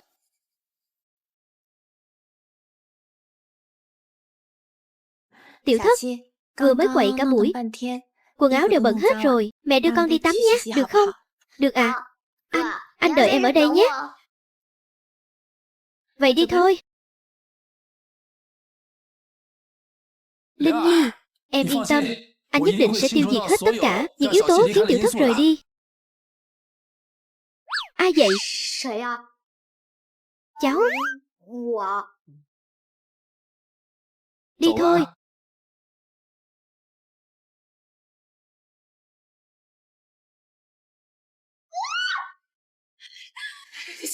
Tức quá, đáng ghét. Bạch Linh và cô gái kia, tôi tuyệt đối sẽ không tha cho hai người. Những thứ mà tiểu thư này muốn còn chưa có thứ gì mà tôi không có được. Anh Phó Thâm, anh ép tôi đấy.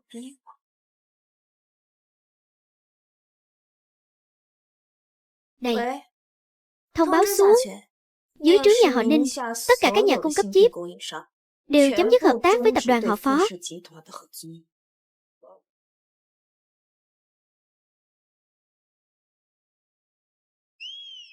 Chú ơi, chú đang làm gì vậy? Thả con lừa ra. Đó gọi là thả lừa sát lừa. Sao cháu lại lắp bắp nữa rồi? Cháu không biết. Khi Tiểu Thất không có ở đây, cháu sẽ lắp bắp. Ý của cháu là cháu chỉ khi ở bên con gái tôi thì mới không nói lắp. Vậy thì tôi càng không thể giữ cháu lại được. Nếu con gái tôi bị cháu dụ dỗ đi thì sao? Đứng sang bên kia đi. Tôi đã gọi cho mẹ cháu rồi. Lát nữa mẹ sẽ đến đón cháu. Cháu nhất định sẽ quay lại. Được thôi. Dù sao thì cửa chính cháu chắc chắn không vào được đâu. Lần sau con có thể từ đây bức tường thành nhảy xuống.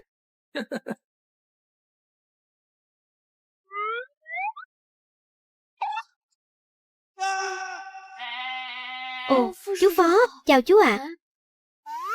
Người này thật là dũng mãnh. Vâng, là tướng của ai vậy? Đứng sang bên kia đi. Cậu là thiếu gia nhà họ Cố Thành Châu. Vâng, mẹ cháu sai cháu đến tìm Tiểu Thất gặp mặt. Là cậu. Lại có người muốn cướp Tiểu Thất. Chẳng lẽ Tiểu Thất đúng là Tiểu Phúc Tinh? Tiểu Phúc Tinh gì? Có người nói Tiểu Thất là Phúc Tinh.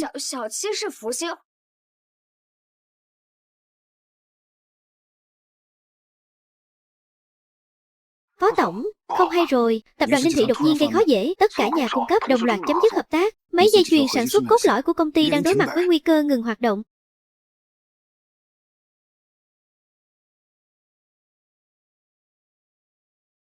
Hai người các cậu đều là đến tìm Tiểu Thất. Vậy được. Vậy thì cùng đi thôi. Thật sao? 真的。Quản gia. Tiễn khách. 送客。 Đuổi đi.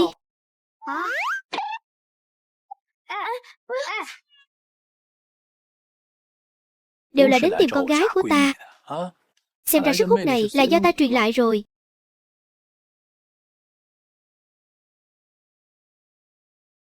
Anh đang lẩm bẩm gì vậy? Không có gì. Anh đang ngắm trăng thôi. Đúng là nhiều trò thật. Này, hai người tắm xong chưa? Em đưa Tiểu Thất đi, làm quen với nhà cửa. Ba ơi, anh con đâu? Anh ấy, mẹ anh ấy đón đi rồi. Công ty có chút việc, anh đi xử lý. Hai người cứ đi xem đi. Công ty có chuyện gì à? Có chuyện gì sao? Thật là, chuyện này không giấu được em. Nhà cung cấp đã hủy hợp tác rồi. Vậy, anh định làm gì? Anh định đến Hoa Thụy một chuyến nữa. Dù sao thì chỉ có họ mới có thể giúp chúng ta vượt qua khó khăn này. Hoa Thụy. Em nhớ, chủ của họ là một bà lão. Bà ấy nổi tiếng là cố chấp và khó tính. Anh có tự tin không? Trước đây anh cũng đã đích thân đến thăm Hoa Thụy hơn 10 lần rồi, nhưng đều không thành công. Lần này chúng ta cũng chỉ có thể cố gắng hết sức thôi. Lần này, mang Tiểu Thất đi cùng nhé. Em không biết sao, bà chủ Hoa Thụy đó không thích trẻ con. Em bắt anh mang Tiểu Thất đi, chẳng phải là tự mình đâm đầu vào chỗ chết sao? Trời ơi, thử xem sao. Dù sao thì anh cũng không có cách nào tốt hơn sao, đúng không? Được, cứ coi như chúng ta tăng thêm tình cảm cha con. Nhưng con không biết gì cả. Có làm phiền không ạ? Không sao đâu Tiểu Thất. Con cứ làm tốt việc của mình là được rồi. Gì? Con là phúc tinh của gia đình chúng ta mà.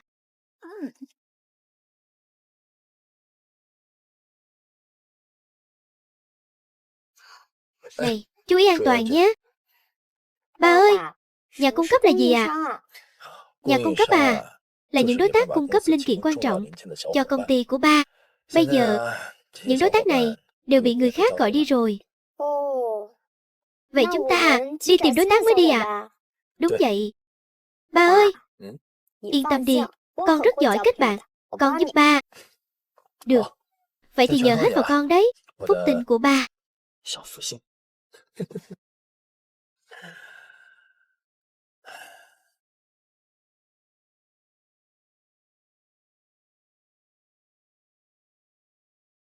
Đó là xe của chú phó phó. Phải không? Xe của phó thâm. Cơ hội tốt.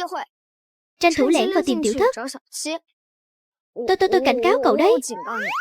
Đừng tranh giành với tôi. Đó. Đừng véo tai tôi. Thằng nhóc hư. Đi lâu như vậy, không thèm trả lời tin nhắn nào. Con biết mẹ lo lắng lắm không? Mẹ đợi con ở nhà cả buổi. Ai ngờ ông phó gọi điện báo mẹ đến đón con. Nói xem con đã làm chuyện gì tốt. Con không có. Đúng là lão già thôi. Mẹ không thèm nói với con nữa. Đi thôi, về nhà với mẹ. Con muốn đi tìm Tiểu Thất. Tiểu Thất không có ở đây bây giờ. Mẹ đưa con đi tìm cô ấy. Đi thôi. Xem ra lại phải lật lại một lần nữa rồi.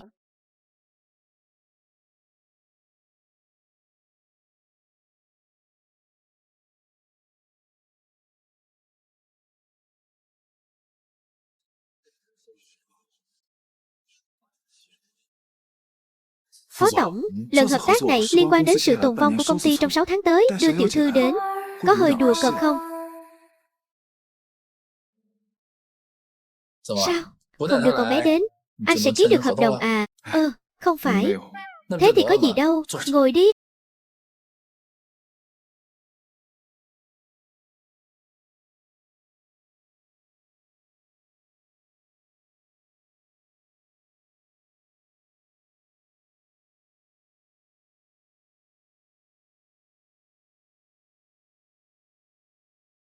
Tô tổng.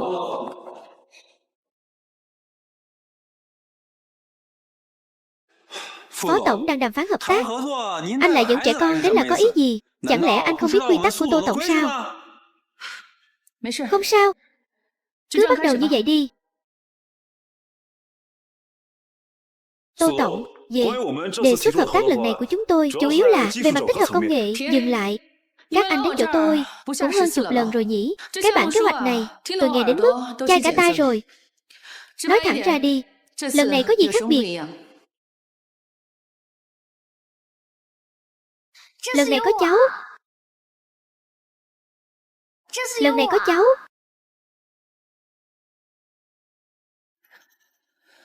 Đây là phản hồi chính thức của các người sao? Không. Vậy lần này có gì khác biệt? Không có. Vậy thì mời về đi. Tôi e rằng các vị có khả năng hiểu biết hạn chế. Vậy thì tôi sẽ nói thẳng. Cái mà tôi nói khác biệt chính là giá cả. Không đưa ra được mức giá mà tôi hài lòng thì mọi chuyện đều miễn bàn. Tôi có cảm giác bà lão này và tôi là cùng một kiểu người mà.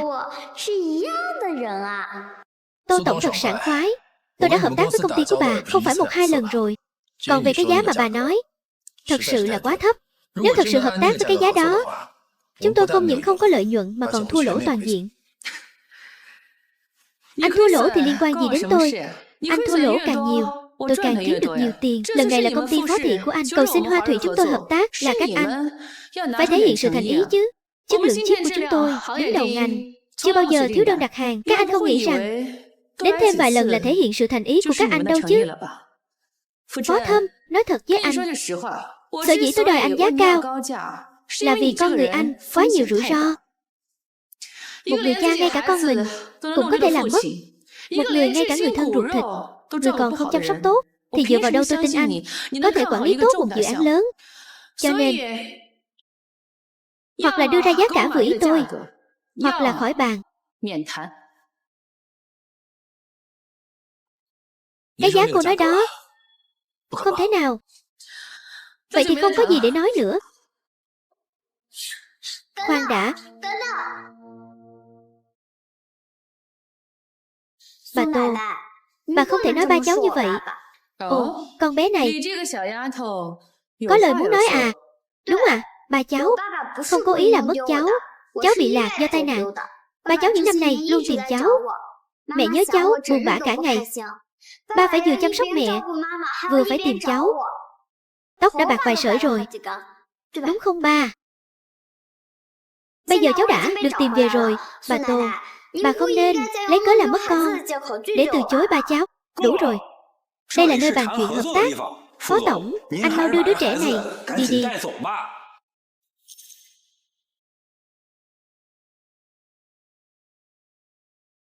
Cứ để con bé nói tiếp đi. Nhưng mà Tô Tổng, được rồi, các anh về trước đi, xử lý chuyện khác. Chuyện hợp tác này để tôi nói chuyện.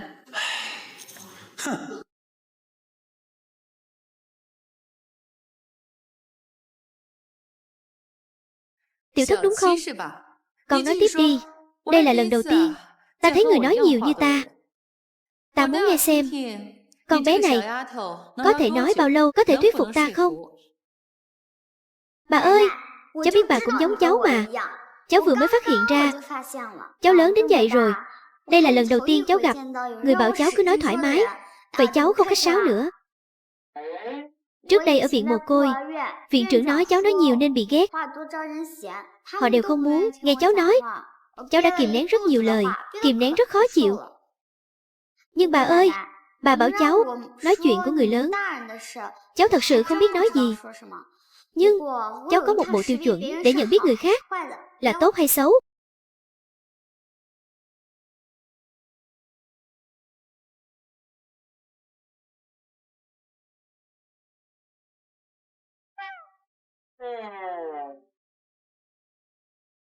Vậy nên, người mà trong lòng có gia đình tuyệt đối sẽ không vô trách nhiệm đâu. Ba cháu là người như vậy. Ông ấy đối với cháu và mẹ đều là thật lòng, tuyệt đối có thể tin tưởng.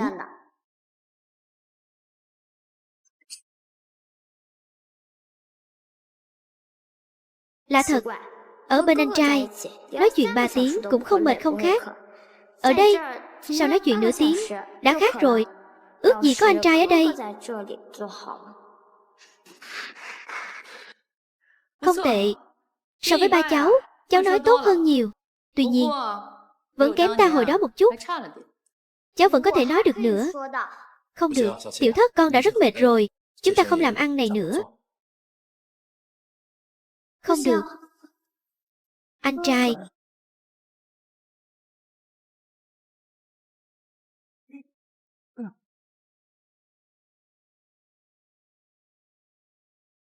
Có thể yên tĩnh một chút không? Con, không phải mẹ nói sẽ đưa con đi gặp Tiểu Thất sao? Mẹ lừa con đó.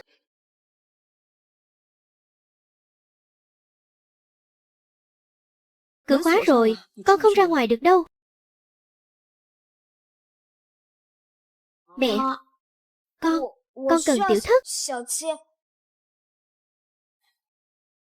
Mẹ biết, con muốn Tiểu Thất quay về. Nhưng Tiểu Thất bây giờ vừa mới tìm được cha mẹ ruột của con bé. Họ đã không gặp nhau bao nhiêu năm rồi. Họ cần thời gian. Con còn nhỏ, nhiều chuyện con không hiểu. Mẹ cũng không tiện nói. Nhưng bây giờ con cũng nên học cách hiểu chuyện rồi. Có phải sẽ không bao giờ gặp Tiểu Thất nữa không? Sao lại thế chứ? Đợi sức khỏe của phu nhân phó tốt hơn rồi, Tiểu Thất sẽ thường xuyên về thăm chúng ta. Không chắc đâu. Bệnh trầm cảm của phu nhân phó rất không ổn định. Cần Tiểu Thất luôn ở bên. Có lẽ sẽ không quay lại nữa. Bác sĩ Tề. Sao vậy? Nếu anh không biết nói chuyện thì có thể không nói. Bác sĩ Tề. Nói đúng. Tiểu Thất rất có thể sẽ không thể quay lại. Đừng nghe chú ấy nói bậy. Tiểu Thất tự nói con bé sẽ quay lại. Vậy tại sao bây giờ con vẫn chưa gặp em ấy? Có lẽ Tiểu Thất nghĩ nhà họ Phó giàu hơn nhà họ Giang nên không muốn quay lại. Dù sao các người cũng không phải người nhà ruột thịt của con bé. Bác sĩ Tề, anh còn chuyện gì ở đây không? Nếu không có chuyện gì thì đi đi.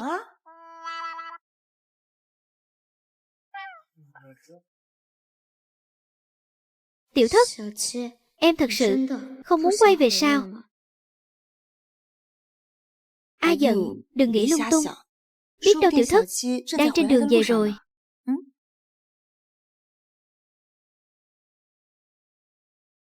Con sao vậy? Con khó thở. Tiểu Thất gặp nguy hiểm. Con và em ấy có thần giao cách cảm.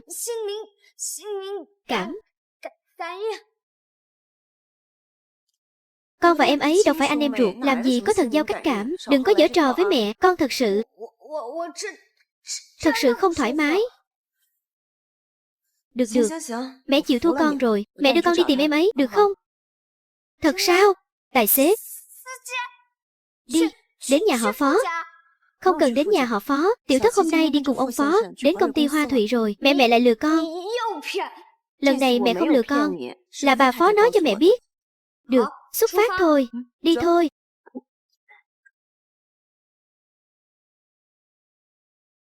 Tiểu Thất, nếu Tô Tổng cứ gây khó dễ thì lần hợp tác này không bàn nữa cũng được. Phó Tổng, Tiểu Thất, hai người có phải đã hiểu lầm gì rồi không? Tôi nói, Tiểu Thất kém tôi năm đó không phải là để con bé tiếp tục nói, cũng không phải là làm khó mọi người, mà là tìm một cái cớ để nói chuyện với Tiểu Thất thôi. Tô Tổng, vậy còn hợp tác thì sao? Tôi có thể cho tập đoàn Phó Thị một cơ hội cạnh tranh công bằng. Tuyệt vời quá, cảm ơn Tô bà nội. Bà yên tâm, Tô Tổng, chỉ cần là cạnh tranh công bằng, Phó Thị chắc chắn thắng. Phần còn lại anh nói chuyện với nhân viên của tôi đi. Tiểu Thất, lại đây. Phó Tổng, thành công rồi. Anh còn nói dẫn Tiểu Thất đi vô dụng. Tôi thấy nó hữu dụng hơn anh nhiều. Tôi thấy cũng hữu dụng hơn anh. Anh nói lại lần nữa xem. Nhưng tôi luôn cảm thấy rất lạ. Chẳng phải Tô Tổng không thích trẻ con sao? Sao vì muốn nói chuyện với cô bé mà lại cho cơ hội vậy? Anh hiểu cái gì? Những người có địa vị cao thường rất cô đơn. Để tỏ ra lạnh lùng thì phải nói ít thôi. Tôi cũng nhìn ra rồi. Tô Tổng cũng giống Tiểu Thất nói rất nhiều. Ngày nào cũng như vậy chắc là nghẹn chết mất. Cho nên khi gặp Tiểu Thất thì đặc biệt thích. Ra là vậy. Nhưng tôi luôn cảm thấy anh nói nhiều hay ít cũng chẳng có uy nghiêm gì. Anh có tin không? Ngày mai anh sẽ vì bước chân trái vào văn phòng trước mà bị đuổi việc không?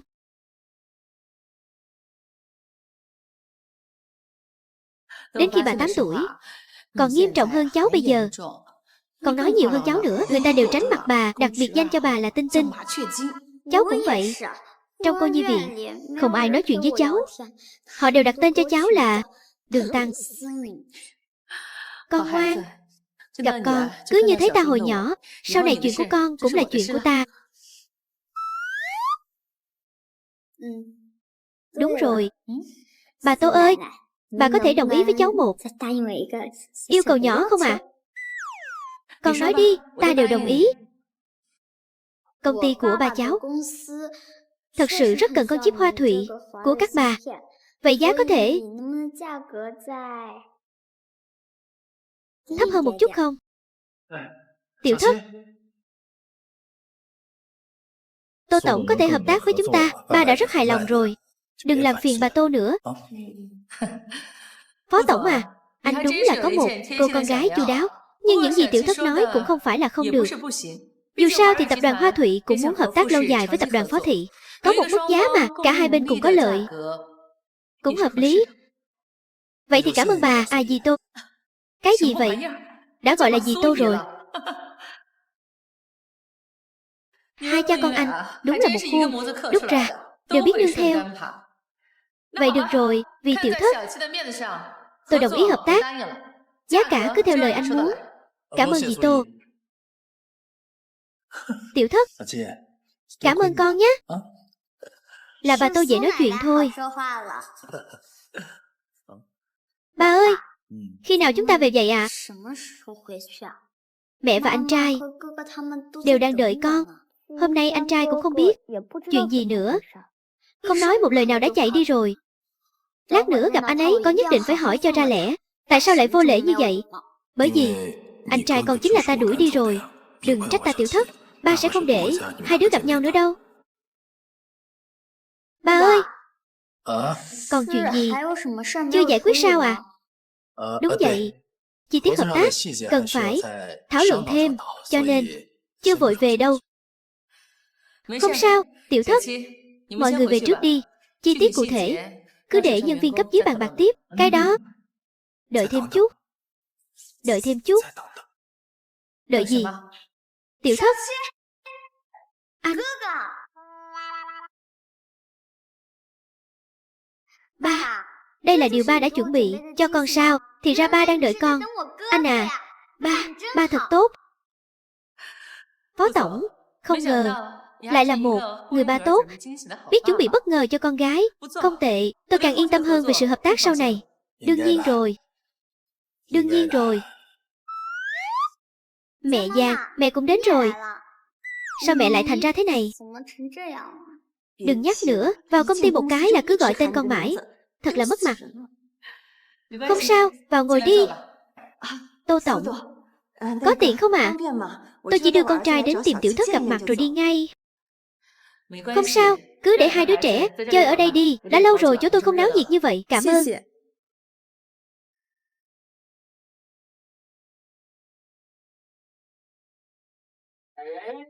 Nghe nói bà vẫn còn độc thân à?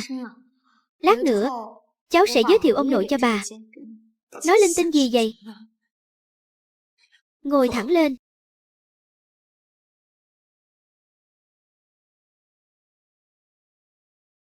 Cái gì? Có chuyện gì vậy, Tô Tổng? Việc giao hàng có vấn đề rồi. Bên tôi có lẽ không thể giao hàng cho các vị đúng hạn được. Cái gì? Sao lại thế được? Là nhà họ Ninh. Nhà họ Ninh? Nhà họ Ninh lại làm sao? Các anh vội vàng hợp tác như vậy, có phải là có một lô thiết bị công nghệ cao cần giao hàng kịp thời, nhưng lại thiếu nguồn cung chip không? Đúng vậy, nhà họ Ninh đã chấm dứt hợp tác, cho nên tôi mới đến tìm bà, Tô Tổng. Bà chắc là có chip trong kho chứ? Ban đầu là có, nhưng tôi vừa nhận được thông báo nhà họ Ninh này đã mua hết tất cả hàng tồn kho. Tất cả đã được bán hết với giá cao. Vì vậy ở đây, nếu các bạn cần chip của tôi, ít nhất phải đợi một tuần. Một tuần? Không được đâu, Phó Tổng, ngày kia là phải giao hàng rồi. Mẹ già, ngày giao hàng là gì? Nếu quá ngày giao hàng, sẽ thế nào? Giao hàng là hai bên kinh doanh, thỏa thuận một thời gian giao dịch. Nếu quá thời hạn đó, một bên không hoàn thành giao dịch, sẽ phải bồi thường khoản tiền phạt lớn. Nói một cách đơn giản là quá giờ thì mất tiền, quá giờ thì mất tiền. Phó tổng, tôi không hiểu tại sao Ninh Thị lại nhắm vào chúng tôi, biết vấn đề ở đâu mới có thể giải quyết được. Cậu không giải quyết được, đừng hỏi những gì không nên hỏi. Đã nhận bổng lòng của vua thì phải hết lòng vì vua. Phó tổng, chỉ cần anh nói cho tôi biết vấn đề nằm ở đâu, tôi sẽ dốc hết sức mình để giải quyết. Tôi muốn anh biết 10 vạn tệ một tháng này của tôi. Không phải nhận không đâu. Ninh Uyển Uyển, anh đi giải quyết đi. Vậy, cô Ninh. Sao? Sợ rồi à? Cậu không phải là một người sẵn sàng hy sinh trong ca nghĩa đảm sao? Cậu đi đi. Ai sợ chứ? Tôi chỉ là không gặp được cô ta thôi. Nếu cô ta ở đây, sớm muộn gì tôi cũng xử lý cô ta. Anh Phó Thâm.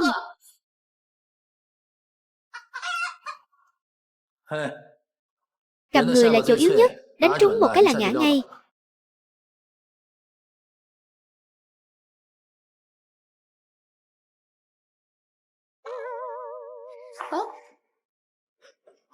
Đồ vô dụng này. Anh Phó Thâm, em tìm anh mãi. Tìm tôi làm gì? Giữa chúng ta không có gì để nói cả. Anh Phó Thâm, em đến để giúp anh mà. Cô giúp tôi hủy hợp tác, thanh lý hàng tồn kho. Không phải đều là do cô làm sao? Anh Phó Thâm, anh thật sự hiểu lầm em rồi. Đó là do ba em làm. Cảm ơn.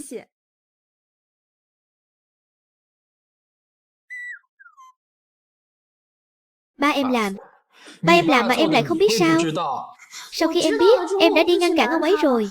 Nhưng ba em tức giận quá, em bị anh và Tiểu Thất hiểu lầm, nên mới phải đứng ra bên vực em.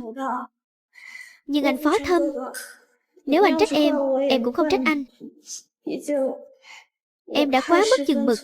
Em không nên quá thân thiết với anh. Càng không nên có ấm ức là chạy về nhà khóc, khiến ba em ra tay với công ty của anh. Xin lỗi. Tất cả là lỗi của em.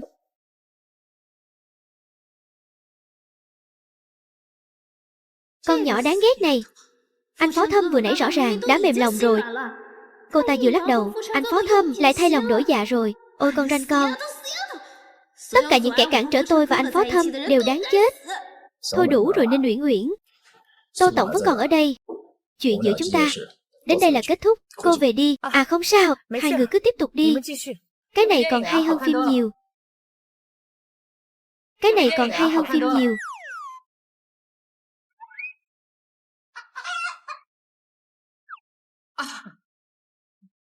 Tiểu Ninh à, tôi vừa xem nãy giờ, cuối cùng cũng hiểu ra rồi. Nếu cô thật lòng muốn xin lỗi, cô phải xin lỗi Tiểu Thất và phu nhân Phó chứ. Đúng vậy.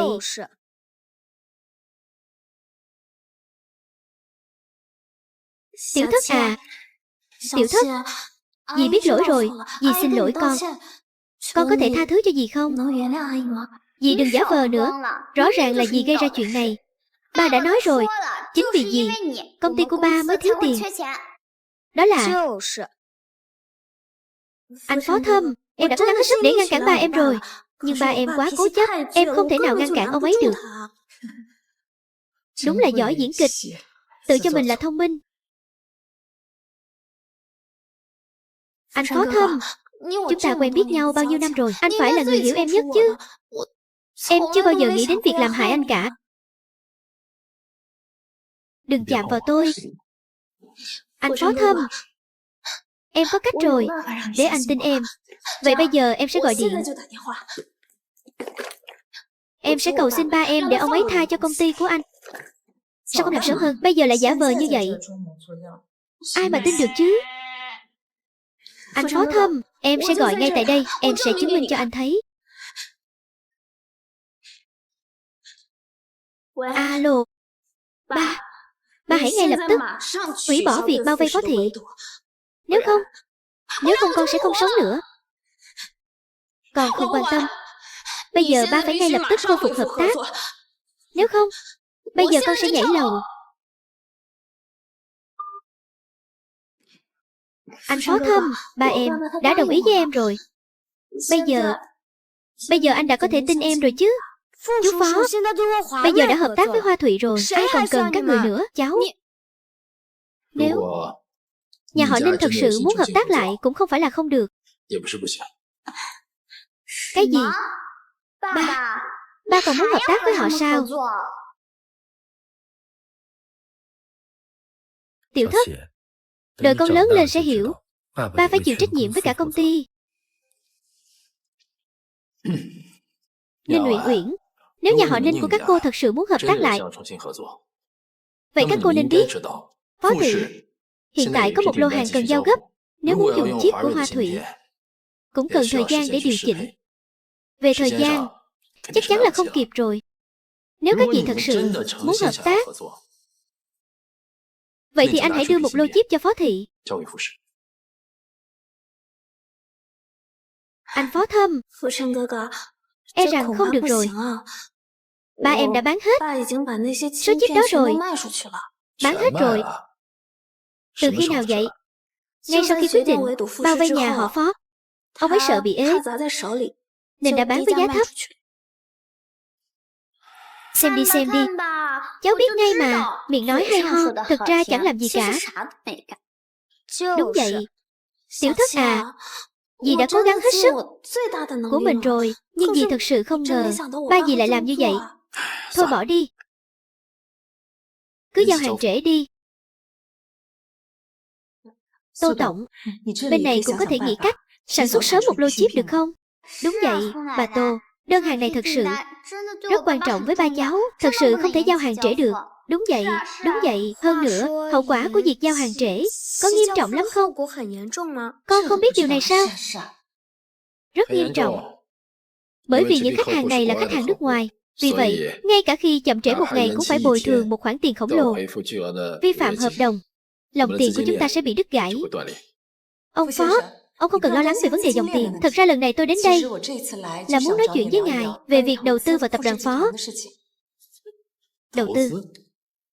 Giang Gia không phải là người dẫn đầu trong ngành nhạc cụ sao? Đúng vậy, nhưng chồng tôi gần đây muốn chuyển đổi công ty. Vì vậy, anh không cần lo lắng về vấn đề tài chính. Vậy thì cảm ơn Giang phu nhân rất nhiều. Đáng ghét. Cả nhà họ Giang cùng đối đầu với tôi. Các người cứ đợi đấy.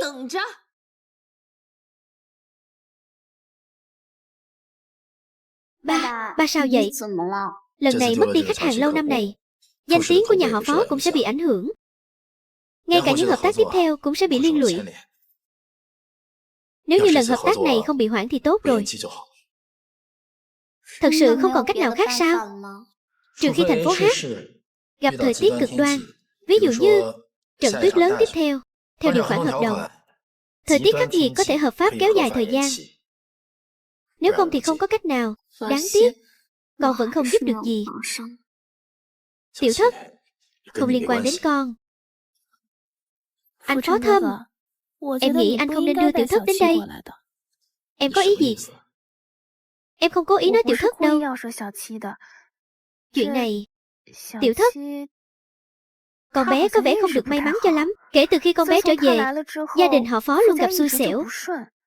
Anh, hôm nay sao lại nghĩ đến đưa con bé đến đây? Là ý của chị Bạch Linh sao? Con, Ninh Uyển Uyển, cô đang nói linh tinh gì vậy? Anh Phó Thâm, em xin lỗi, em chỉ là quá lo lắng. Rồi em lại nhớ đến, trước đây sư phụ nói, Tiểu Thất là cô tinh, sẽ mang đến vận rủi. Em chỉ nói bâng quơ thôi, em không có ác ý. Con sinh ra là để mang đến vận rủi cho người khác sao? Ba ơi, hay là con về lại viện phúc lợi đi. Tiểu Thất, chuyện này không liên quan gì đến con cả. Con đừng tin lời vớ vẩn của cô ta. Nhưng mà kể từ khi con đến đây, hình như con thật sự có thể mang đến xui xẻo cho ba. Tiểu Thất, con đừng nghe cô ấy nói bậy. Gia đình Giang gia chúng ta gặp được con là điều may mắn nhất.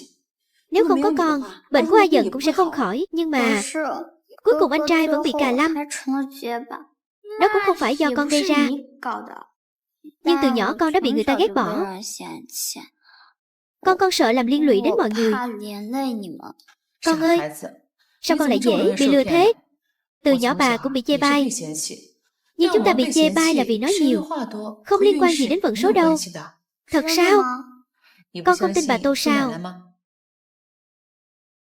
Con ơi, con nghe bà nói này, chuyện công ty thật sự không liên quan gì đến con.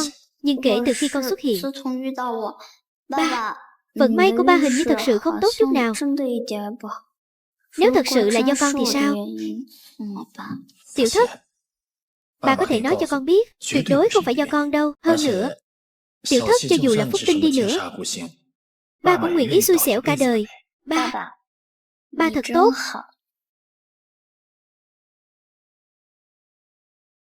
Anh Phó, khách hàng của anh hình như đã gửi email cho anh rồi. Anh cứ giữ chân họ đi. Được. Tô Tổng, bà có ngại không nếu tôi ở đây? Thoải mái, cảm ơn. Ông trời ơi, nếu có thể, xin hãy cho ba con một trận tuyết rơi đi.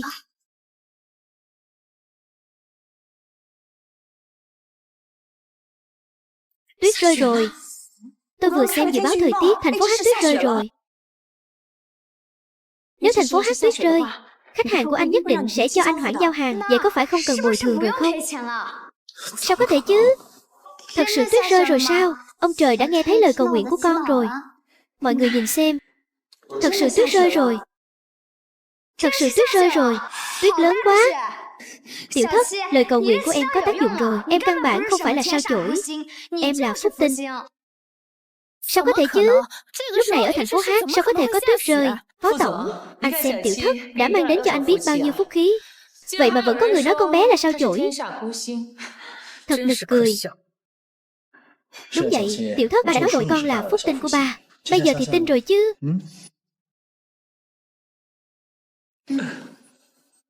Tô Tổng, có trận tuyết này làm nền. Sau đó nhà họ Phó lại dùng con chip đã được nâng cấp của bên bà. Vậy thì lần hợp tác này của chúng ta có thể tiến thêm một bước nữa rồi. Phó Tổng, tôi hiểu ý anh. Anh muốn hợp tác sâu hơn với tập đoàn Hoa Thủy, đúng không? Không thành vấn đề. Cảm ơn Tô Tổng. Tiểu Thất, về nhà báo tin vui cho mẹ đi.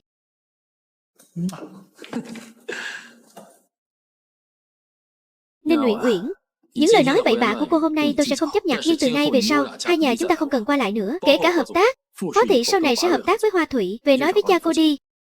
Anh Phó Thâm, anh không quan tâm đến tình nghĩa bao nhiêu năm của chúng ta sao? Chính vì hai nhà chúng ta có tình nghĩa, nên tôi mới không coi Ninh gia các người là kẻ thù. Nếu không với những lời hỗn xược của cô tôi đã trở mặt từ lâu rồi. Chúng ta đi thôi.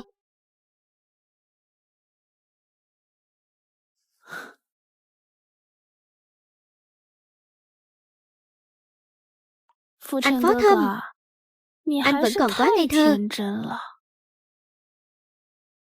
Anh Phó Thâm, làm sao anh có thể thoát khỏi tôi được chứ? Bao nhiêu năm nay, anh vẫn luôn trong tầm kiểm soát của tôi mà. Làm sao tôi có thể đành lòng buông tha anh chứ? Anh cứ chờ xem. Tôi nhất định sẽ khiến anh tan cửa nát nhà. Như vậy, anh sẽ mãi mãi chỉ thuộc về một mình tôi.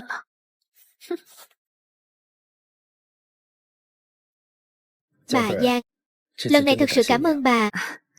Chúng tôi cũng đâu có giúp được gì đâu. Lần này thật sự là đã giúp rất nhiều rồi. Hơn nữa quan trọng nhất là Tiểu Thất rất vui khi gặp được mọi người. Hai đứa trẻ này rất cần nhau. Sau này có thể để chúng thường xuyên liên lạc không? Tôi sẽ xem xét. Mẹ của Tiểu Thất vẫn đang ở nhà đợi chúng tôi. Hôm nay chúng tôi xin phép về trước. Ồ, được rồi, tôi hiểu rồi. Tiểu Thất, chúng ta về nhà thôi. Mẹ vẫn đang đợi chúng ta ở nhà. Tiểu Thất mới đến. Chưa được bao lâu mà. Không sao đâu anh. Em đâu phải là không quay lại. Với lại anh và ba mẹ Giang cũng có thể đến nhà em chơi mà. Nhưng mà hôm nay ba em còn đuổi anh đi.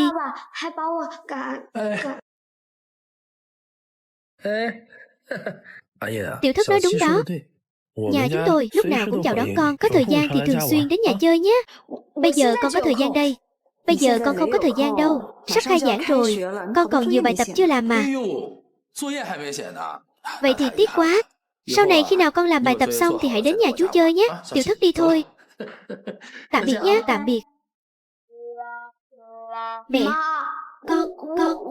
con làm gì có bài tập nào đâu. Không phải chứ. Tiểu thất vừa mới đi chưa được 1 giây, con lại cà lâm rồi. Mẹ nghi ngờ con giả vờ. Con không giả vờ. Chẳng lẽ con không nhìn ra sao? Ông phó không muốn con tiếp xúc nhiều với tiểu thất. Chú ấy vừa mới nói với con là có thời gian thì đến. Nhà họ rất hoan nghênh chúng ta. Đó chỉ là lời khách sáo thôi. Lớn lên con sẽ hiểu thôi. Con không muốn hiểu những chuyện người lớn phức tạp đó. Con phải đi tìm tiểu thất đây.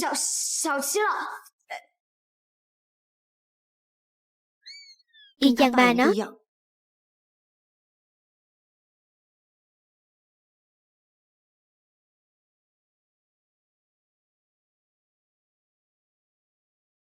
Alo, Phó Thâm, anh và tiểu thất khi nào về vậy? Du lịch. Lúc này, sao lại đột nhiên đi du lịch? Cái gì mà có một đứa trẻ sắp đến? Giải thích rõ ràng cho em. Em mặc kệ, nếu hôm nay em mà không gặp được tiểu thất, em xử lý anh. Alo.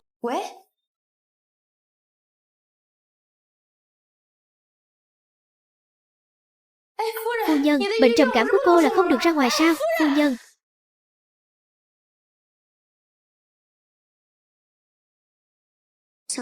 Tiểu thất chắc về rồi nhỉ? Chắc là ở trên lầu.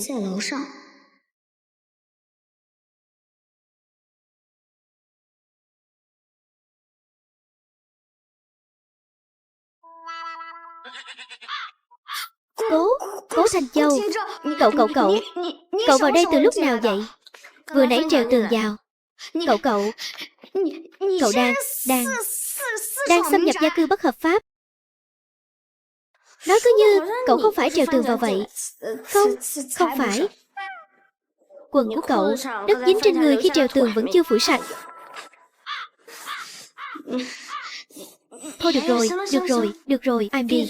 Muốn bị đuổi ra ngoài thì cứ tiếp tục cãi nhau đi, đừng nói nữa. Cậu cũng khá may mắn đó. Tôi đợi nửa ngày mới tìm được cơ hội để ra ngoài. Đi thôi, đi tìm tiểu thất. Tên đáng ghét. Ai đi tìm cùng ngươi chứ? Ta không muốn ngươi gặp tiểu thất đâu.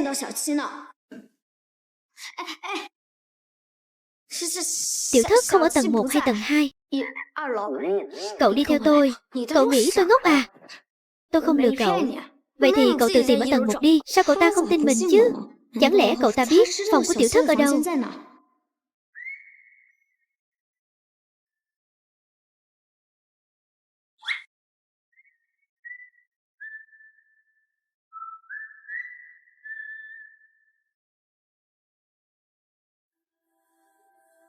Không phải cậu nói tiểu thất ở tầng 1 sao? Cậu đi tìm đi. Cậu quản tôi làm gì?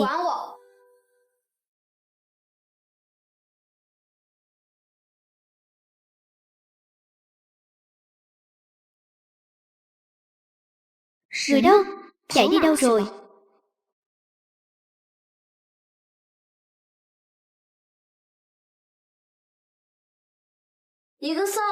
Một căn phòng trống là có thể trị được cậu. Giang Thần giận.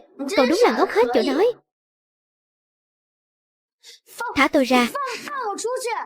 Đừng la nữa. Phòng đã bị tôi chặn rồi. Cậu cứ nghỉ ngơi thật tốt nhé.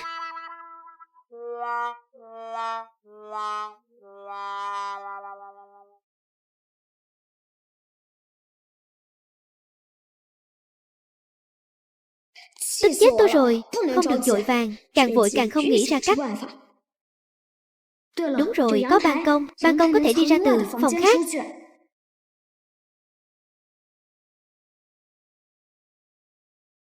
Các phòng trên lầu 2 đã tìm khắp rồi. Sao vẫn không tìm thấy Phó tiểu thất? Cứ thế này thì sớm muộn gì cũng bị người làm trong biệt thự phát hiện ra thôi. Biết thế đã không nhốt Giang Thần giận lại rồi. Hắn ta chắc chắn biết phòng của Phó tiểu thất ở đâu.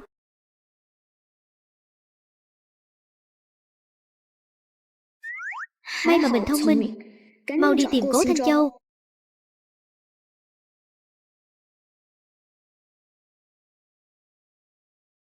Tiểu thất. Giang Thần giận. Cậu ra đây cho tôi, là tôi đến trước.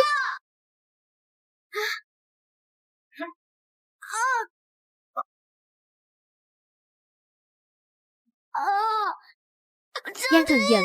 Cậu bị mất trí rồi sao? Không muốn bị đánh thì nói thẳng ra. Phòng của tiểu thất là phòng nào? Cái gì? Cậu cũng không biết phòng của tiểu thất. Cái gì mà không biết? Cậu cũng không biết. Vô lý, đây là lần đầu tiên tôi đến, làm sao tôi biết được? Mau xuống đi. Ôi, bẩn quá.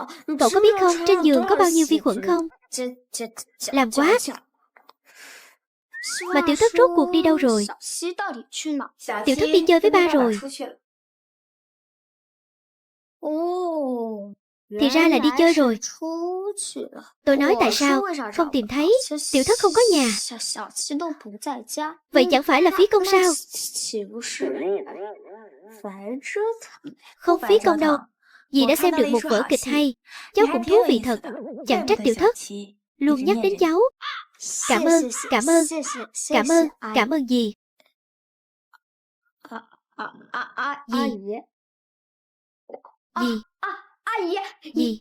Dì đến từ khi nào vậy? Phản ứng của cậu chậm quá rồi đấy. Đây là nhà của tôi. Cậu đến đây từ khi nào? Tôi mới là người nên hỏi các cậu. Đúng không? Chạy.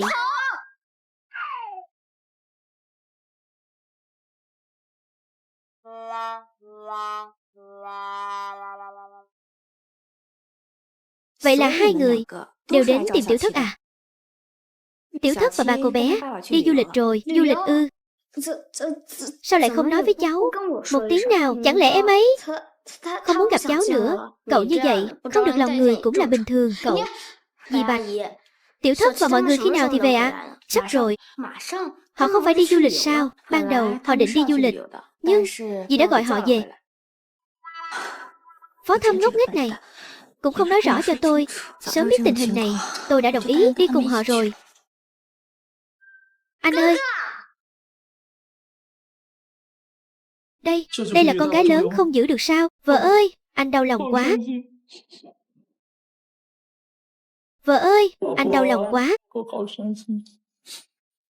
Các con đang ở đây, đừng làm trò cười ở đây.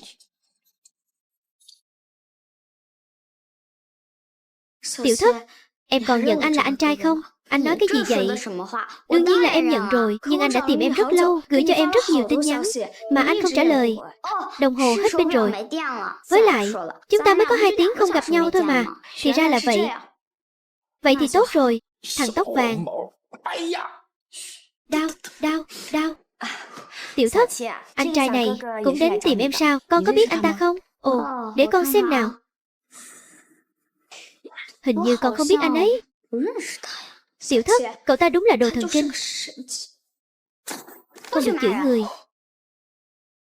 Chào tiểu thất, anh là Cố Thanh Châu. Thì ra là con trai của chú Cố và dì Lâm.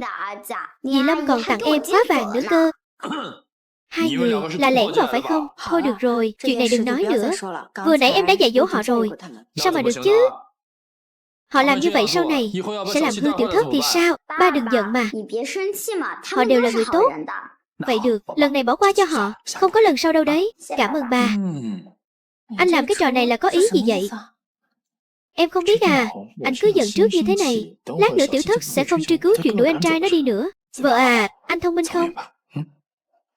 Ông Phó, bà Phó, tiểu thất, lần này cháu đến đây cháu muốn ở lại nhà họ Phó một thời gian. Mẹ cháu nói tiểu thất có thể giúp cháu chữa bệnh. Bệnh sạch sẽ quá mức. Em không biết chữa bệnh đâu. Vậy tại sao cái cậu nói lắp này lại khỏi bệnh khi nhìn thấy tiểu thất? Cậu Anh Thanh Châu, em nói trước nhé. Em hoàn toàn không biết chữa bệnh, nhưng mà tâm trạng của dì Lâm em cũng có thể hiểu được. Dì ấy thực sự rất tốt. Tuy nhiên, em nói trước nhé, em không dám chắc có chữa khỏi bệnh được không? Yên tâm, anh không yêu cầu hiệu quả điều trị, chỉ cần tai anh được yên tĩnh một thời gian, không để mẹ anh tiếp tục cằn nhằn là được rồi. Vậy thì cậu đến nhầm chỗ rồi.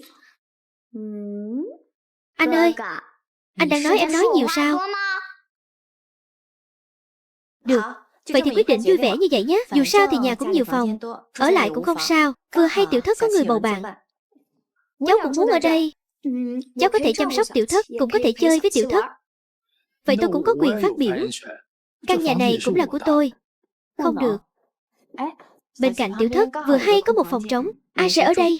Cháu sẽ ở. Cháu ở gần tiểu thất thuận tiện cho việc điều trị. Sao cậu có thể ích kỷ như vậy? Chỉ nghĩ cho bản thân, không nghĩ cho người khác. Tôi nghĩ căn phòng này nên dành cho người có thể chăm sóc tiểu thất tốt hơn. Cũng không đến lượt cậu. Giang Thần giận, cậu chỉ gây thêm rắc rối thôi. Tôi sẽ không gây rắc rối đâu. Không ai hiểu tiểu thất hơn tôi. Không tin thì chúng ta thi đấu đi. Được. Hỏi nhanh đáp gọn. Chúng ta sẽ trả lời những câu hỏi về tiểu thất, xem ai trả lời đúng và nhanh nhất. Được không? Để công bằng, hai người quay lưng lại, không được nhìn trộm tiểu thất.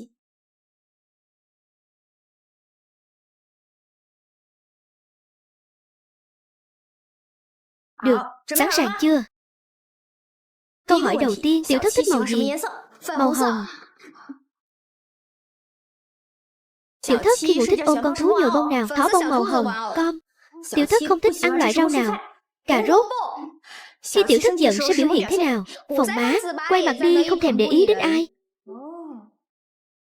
Thấy chưa? Tất cả đều đúng. Tôi không biết cậu đang cười cái gì. Người ra đề hoàn toàn không biết đáp án.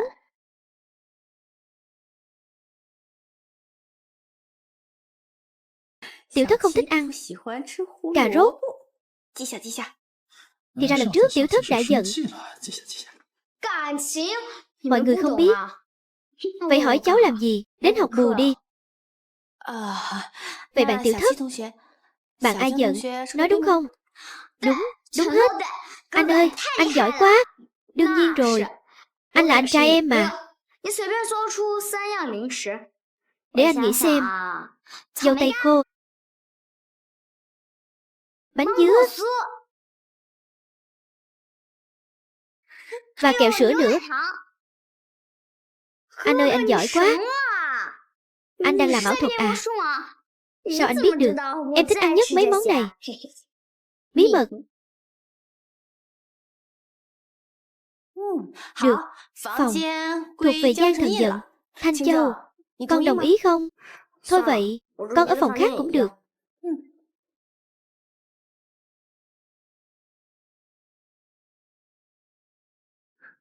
Anh ăn đi. Anh Thanh Châu, anh cũng ăn đi. Mẹ cũng ăn đi. Trong nhà này, sau này chắc sẽ ồn ào lắm đây. Ôi trời, tiểu thất vui là được rồi. Hơn nữa, nhà chúng ta lâu rồi mới náo nhiệt như vậy. Tốt lắm, tốt lắm. Để con kể một câu chuyện cười để đời nhé. Có một con bê, một con lợn và một con cừu cùng vào cửa hàng tiện lợi. Tại sao chỉ có con lợn và con bê bị đánh, mà con cừu lại không bị đánh?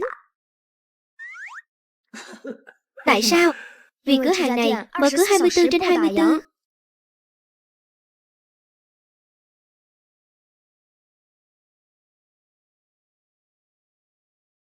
Anh Phó Thâm, em mang một ít đồ cho mọi người.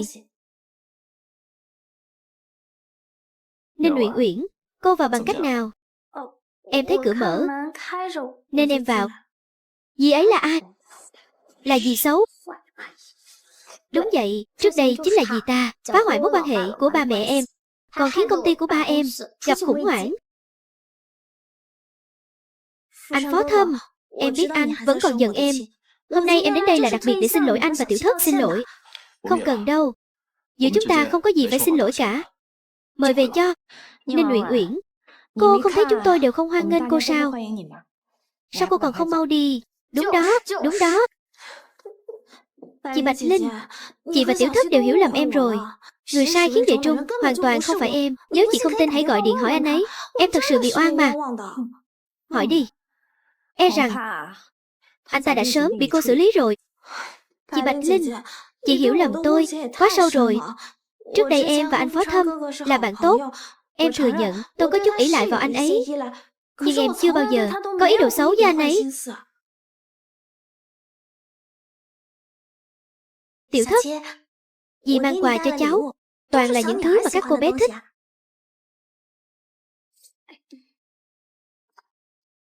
Ai mà biết được món quà này của dì? Có vấn đề gì không chứ? Dì mau đi đi. Đừng làm phiền tiểu thất của chúng cháu. Cậu bé, cháu hiểu lầm gì rồi, dì không có ý xấu. Anh Phó Thâm, em thật sự biết lỗi rồi. Trước đây em không nên ở công ty nói những lời khó nghe đó với tiểu thất. Em xin lỗi. Em thực sự rất xin lỗi.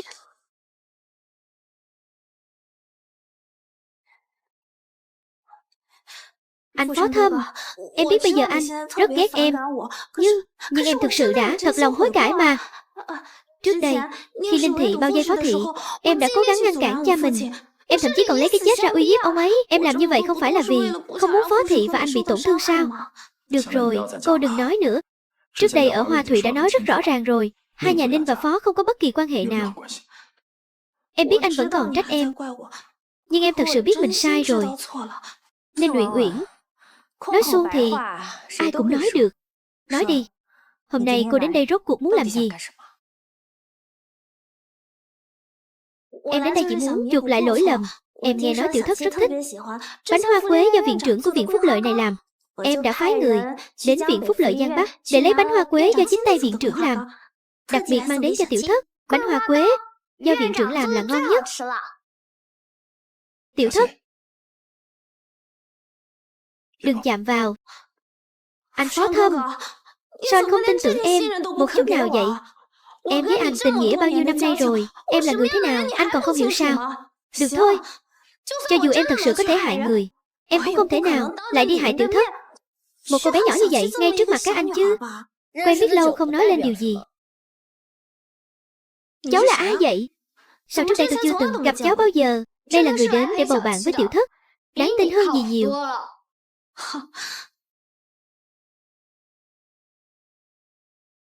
Vậy là cả nhà các người đều cho rằng tôi là người xấu sao?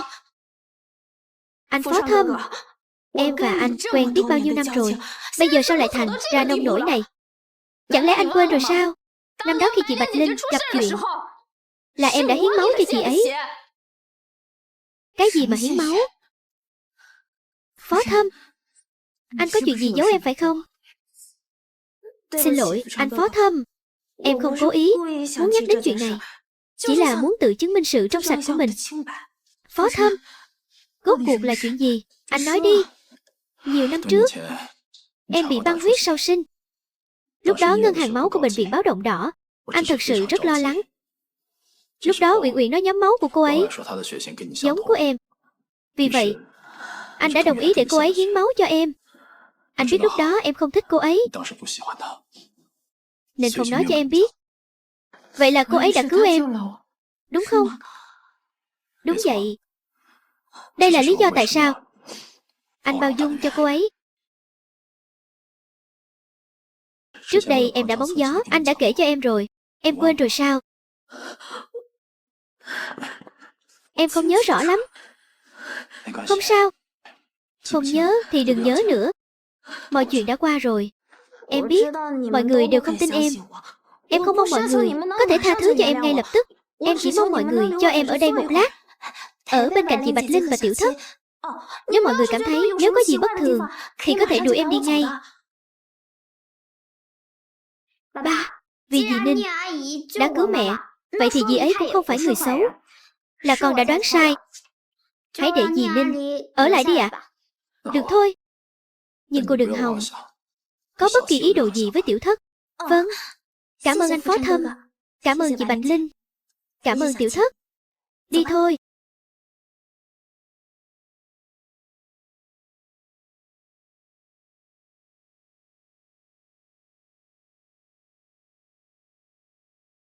Tiểu thất, ăn bánh hoa quế đi.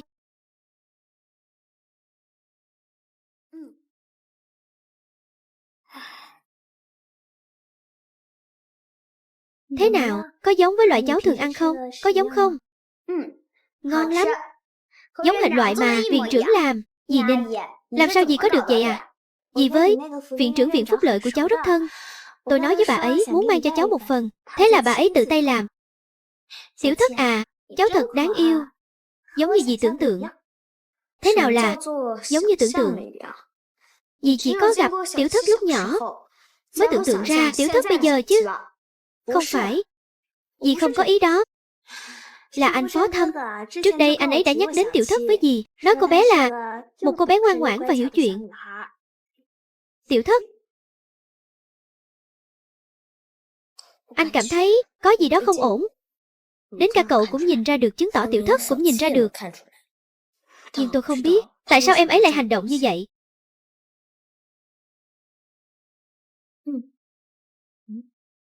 Cậu vừa chửi tôi phải không? Nếu cậu còn tiếp tục hỏi, thì chứng tỏ tôi nói đúng rồi, lười quan tâm cậu. Người phụ nữ xấu này chắc chắn không phải người tốt. Tôi phải vạch trần dì ta. Đừng làm bậy. Ba mẹ tiểu thất còn chưa nói gì, chúng ta cũng không cần. Cậu ngốc à? Ba mẹ tiểu thất vừa biết kẻ thù của mình lại là ân nhân cứu mạng, chắc chắn sẽ ngớ người ra, làm sao mà suy nghĩ được nữa. Đừng vội vàng. Những gì Ninh Uyển Uyển nói chưa chắc đã là sự thật. Tôi nghe nói nhà họ Ninh có mối quan hệ trong giới y học. Chuyện năm đó vẫn chưa biết là thế nào. Tôi đã cử người đi điều tra rồi. Hãy đợi tin tức. Tiểu thất à, con ở nhà họ Phó, có vui không? Tất nhiên là vui rồi, ba mẹ đều rất tốt với con. Lại còn có anh và anh Thanh Châu chơi với con nữa. Vậy thì tốt quá.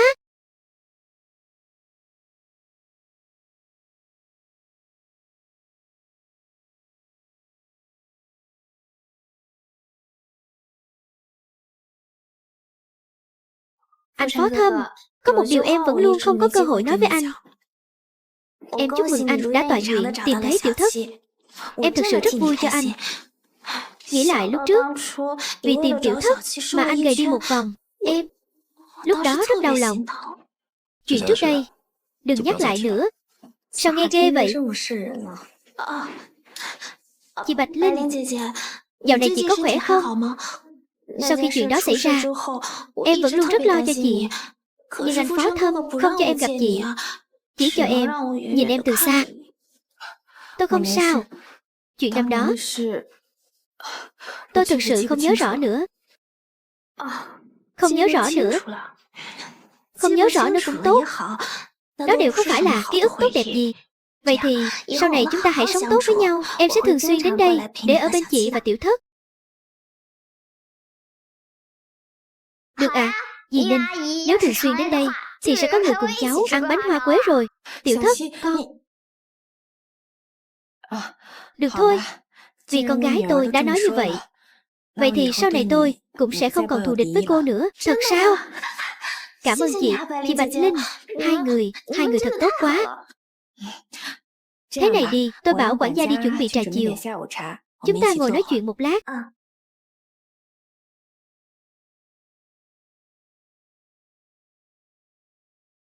Một lũ ngốc. Đều là chướng ngại vật khi tôi và anh Phó Thâm ở bên nhau. Rất nhanh thôi, tôi sẽ khiến mọi người từng người một biến mất. Nên Uyển Uyển này tuyệt đối không đúng. Ý cậu là sao? Người của tôi đã đến bệnh viện nơi dì Bạch sinh con năm đó và phát hiện bác sĩ đỡ đẻ đã mất tích. Ý cậu là sao? Tất cả là do dì ta làm. Điều này quá hoang đường rồi. Dì ta chắc chắn đã làm gì đó với tiểu thất, nguy hiểm và cực đoan. Tiểu thất, nên Uyển Uyển này chắc chắn có vấn đề. Em biết, đừng nói ra. Sao em biết? Vì viện trưởng hoàn toàn không biết làm bánh ngọt. Rõ ràng là viện trưởng bị đe dọa, đang truyền tin cho em.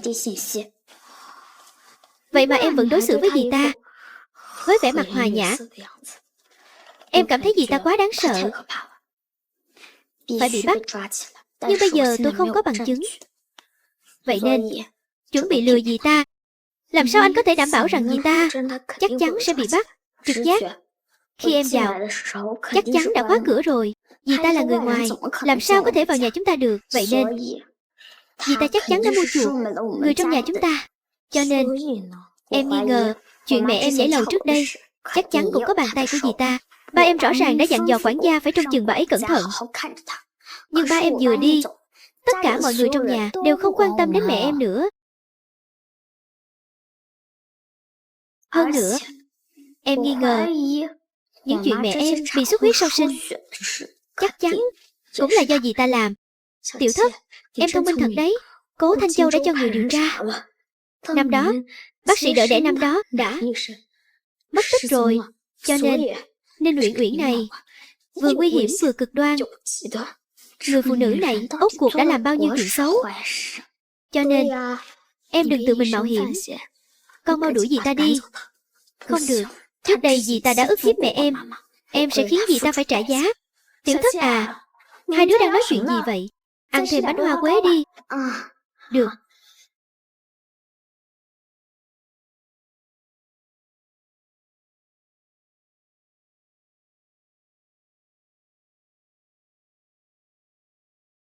Ninh Uyển Uyển, uống trà đi. Chị Bạch Linh, cảm ơn chị nhé. Chị khách sáo quá. Thật ra, em vẫn luôn ngưỡng mộ chị. Chị có thể ở bên cạnh anh Phó Thâm và Tiểu Thất. Gia đình chị thật sự rất hạnh phúc. Ninh Uyển Uyển, nếu hôm nay cô chỉ đến trò chuyện và xin lỗi, thì chúng tôi chấp nhận lời xin lỗi của cô. Nhưng cô cũng thấy rồi đó. Bây giờ chúng tôi đang sống rất tốt, cho nên sau này đừng làm phiền chúng tôi nữa.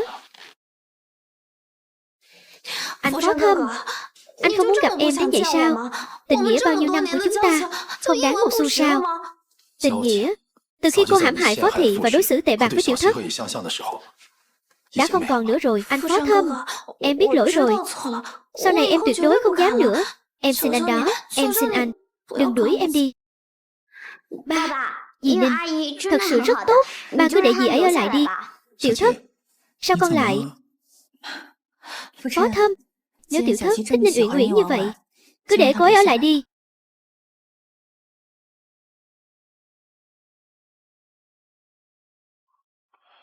Được thôi.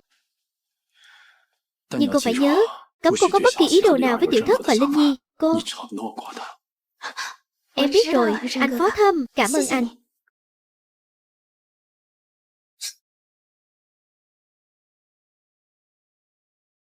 Bảy tuổi thì sao? Suy 7 tuổi. Giống như anh trai này của cháu, chúng ta đã cùng nhau đọc sách. Vậy 8 tuổi thì sao? Khi 8 tuổi, chúng ta đã cùng nhau đi nước ngoài chơi. Vậy 9 tuổi thì sao? 9 tuổi. Rồi sao nữa? Dì Ninh, dì kể tiếp đi. Con vẫn muốn nghe chuyện của dì và ba con. Tiểu Thất, dì đã kể cho con 1 tiếng rồi. Vẫn chưa nghe đủ sao? Đương nhiên là chưa rồi. Con vẫn chưa nghe được, bằng chứng con muốn. Cái gì? Không, không có gì. Dì Ninh, dì kể tiếp đi.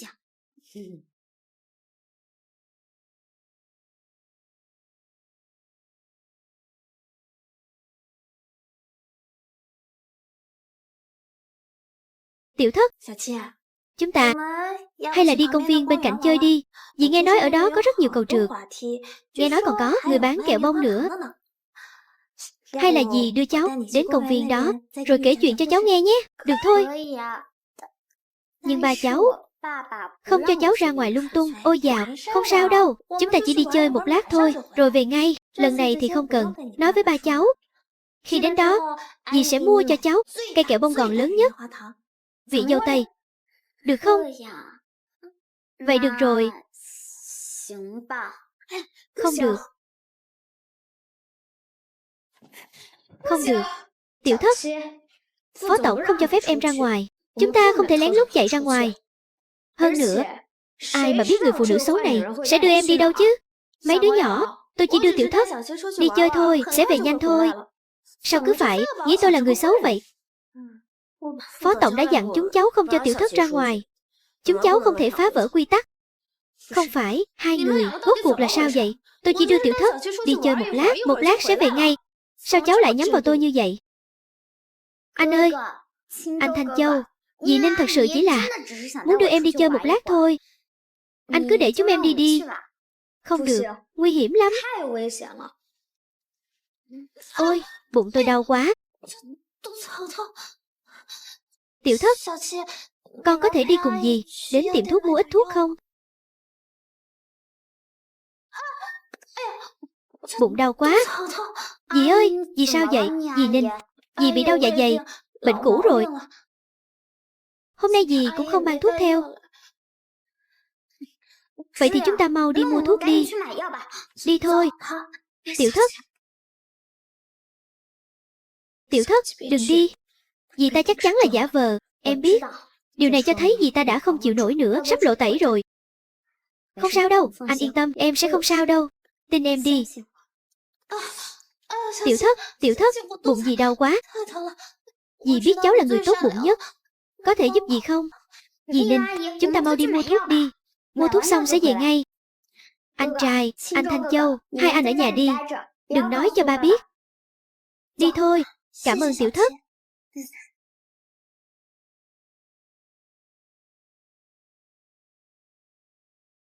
Thế này nguy hiểm quá. Hai chúng ta lặng lẽ đi theo họ. Đừng để họ rời khỏi tầm mắt chúng ta. Được.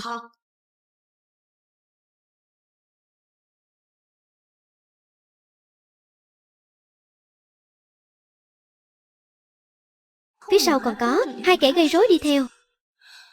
Lát nữa tôi sẽ tìm cơ hội để cắt đuôi họ. Thế là có thể đem con nhỏ này đi rồi. Con nhỏ này chỉ là người đầu tiên. Tôi sẽ khiến những kẻ cản trở tôi ở bên anh Phó Thâm đều biến mất hết. Lần này không ai có thể ngăn cản tôi. Đáng đời. Dì Ninh, dì nói gì vậy? Không có gì. Dì chỉ là đau bụng quá thôi. Đi trước nha.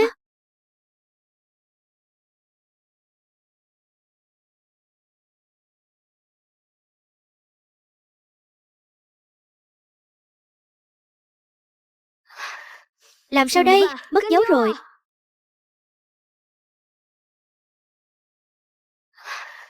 Làm sao đây? Lạc mất rồi. Tiểu thất, mau đi tìm phía trước đi. Tiểu thất, em ở đâu? Ninh Uyển Uyển, dì ra đây cho cháu. Trả tiểu thất lại cho cháu. Tiểu thất, mau. Tiểu thất, cậu mau đi đi. Đi đi.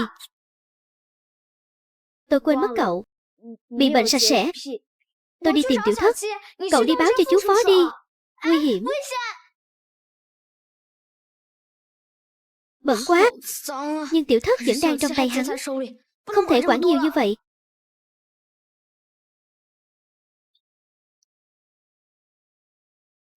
Không được. Bệnh tự kỷ của tôi đã khỏi rồi. Tôi không nên sợ bóng tối nữa. Tiểu thất đang gặp nguy hiểm. Tôi phải cứu em ấy.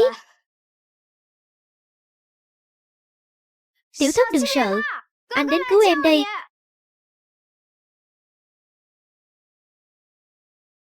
Dì Ninh, dì biết đường không? Sao đi lâu thế? Vẫn chưa tới à? Dì biết. Ngay phía trước. Sắp tới rồi. Đi thôi. Tiểu thất đừng sợ. Anh đến cứu em đây. Dì Ninh, anh trai cháu hình như đến rồi. Cháu đi xem thử. Con quay lại đây. Dì Ninh, dì làm gì vậy? Con ranh này. Đồ ngốc. Mày còn tưởng là thật à? Tôi đau bụng, đương nhiên là giả rồi. Nhưng mà yên tâm đi, tiểu thất. Dì đưa con đến một nơi tốt đẹp. Đi thôi. Cháu không đi. Cháu muốn về nhà. Ninh Uyển Uyển, dì buông cháu ra. Anh trai cháu ở gần đây. Cô không sợ họ bắt dì sao? Yên tâm đi. Họ sẽ không đến được. Đi thôi.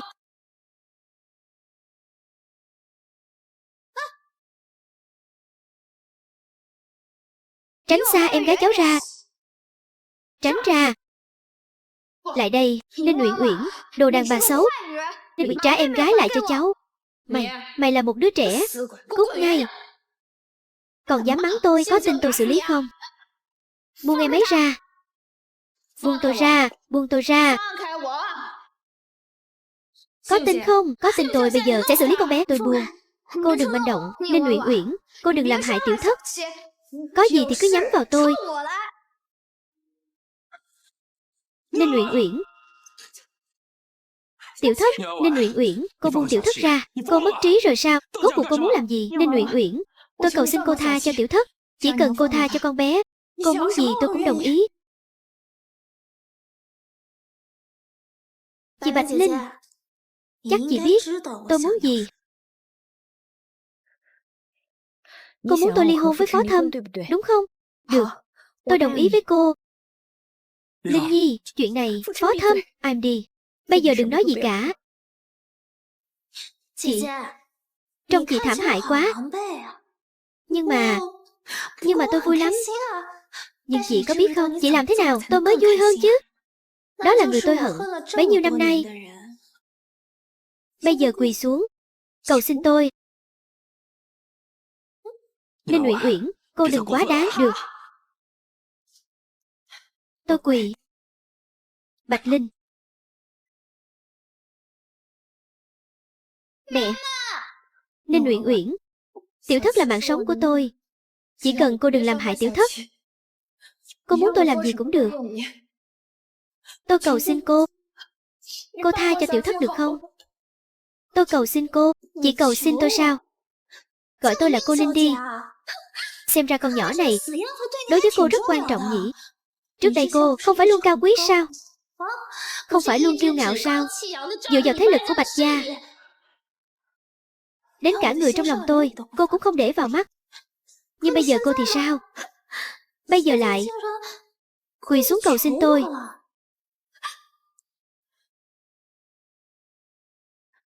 Cô Ninh, trước đây là tôi sai.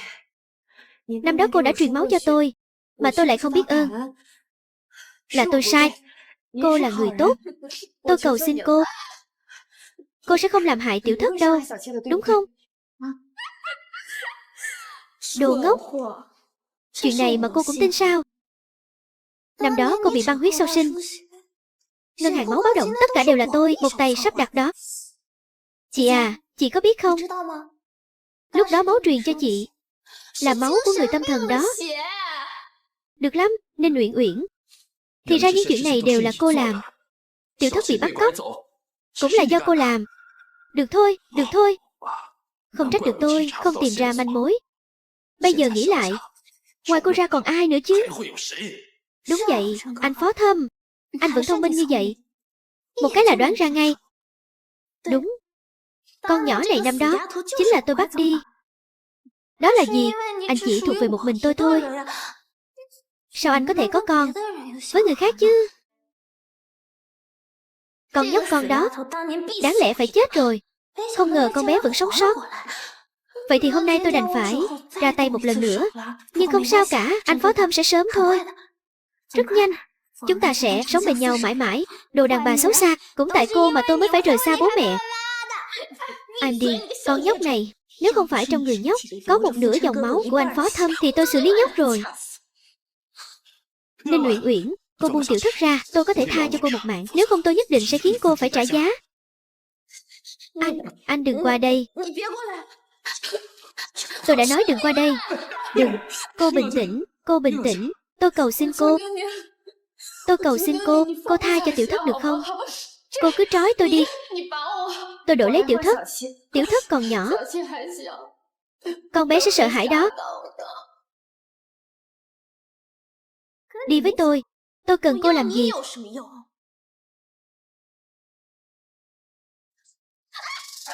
Tiểu thất, không sao chứ? Đừng nhúc nhích, anh trai, mẹ, con sợ quá. Không sao, có ba ở đây. Tiểu thất, mẹ xin lỗi, là tại mẹ không bảo vệ được con. Buông ra. Ngươi không còn cơ hội nào nữa đâu. Ta đã báo cảnh sát rồi, cảnh sát sẽ đến ngay. Báo cảnh sát. Tôi không thể đi tù được. Tại sao mọi người đều ngăn cản tôi và anh Phó Thâm ở bên nhau? Buông ra, buông tôi ra. Ninh Uyển Uyển, cô đã làm hại tôi và gia đình tôi. Tôi nhất định sẽ khiến cô phải chịu trừng phạt. Tất cả những gì cô đã làm với tôi sẽ đòi lại từng chút một. Đòi lại. Anh Phó Thâm, anh vẫn luôn nợ em mà. Tôi trở thành ra nông nổi này hôm nay, tất cả đều là do anh hại. Em vẫn luôn thích anh. Tại sao trong lòng anh chỉ có người khác? Em trở thành thế này hôm nay đều là do anh ép buộc. Buông ra. Cảnh sát đến rồi. Đừng mà.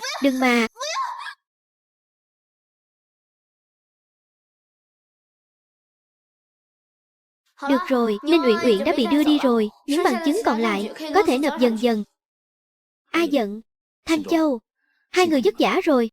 Ba mẹ, anh trai, anh Thanh Châu, cảm ơn mọi người.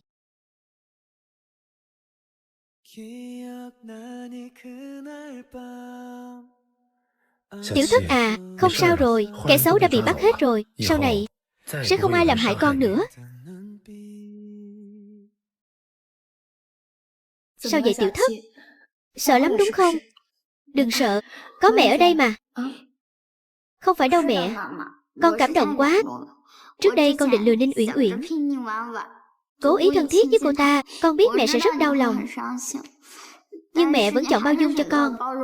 Mẹ là người kiêu ngạo như vậy lại còn quỳ xuống trước Ninh Uyển Uyển, người phụ nữ xấu đó. Đứa trẻ ngốc. Vì con là bảo bối của mẹ mà, sao mẹ có thể giận được chứ? Còn có ba, anh trai, tất cả là vì con, nên mới liều mạng như vậy. Tiểu Thất, vì chúng ta là người một nhà mà. Hôm nay, thật sự cảm ơn hai người. Nếu không phải nhờ hai người, Tiểu Thất có lẽ đã bị cô ta đưa đi rồi. Không cần cảm ơn đâu, bảo vệ Tiểu Thất là trách nhiệm của con. Sau này con sẽ ngày càng dũng cảm hơn, nhất định sẽ bảo vệ Tiểu Thất thật tốt. Được rồi, mọi chuyện đã kết thúc rồi, chúng ta về nhà thôi. Về nhà tắm rửa cho con. Tối nay ba sẽ mời mọi người ăn bữa tiệc lớn. Lân ạ. Ba, mẹ, con yêu hai người nhiều lắm. Chúng ta đừng xa nhau nữa. Ba mẹ cũng yêu con, Tiểu Thất. Sau này gia đình chúng ta sẽ không bao giờ xa nhau nữa, mãi mãi bên nhau. Đi thôi, chúng ta về nhà thôi. Đi thôi, đi, đi.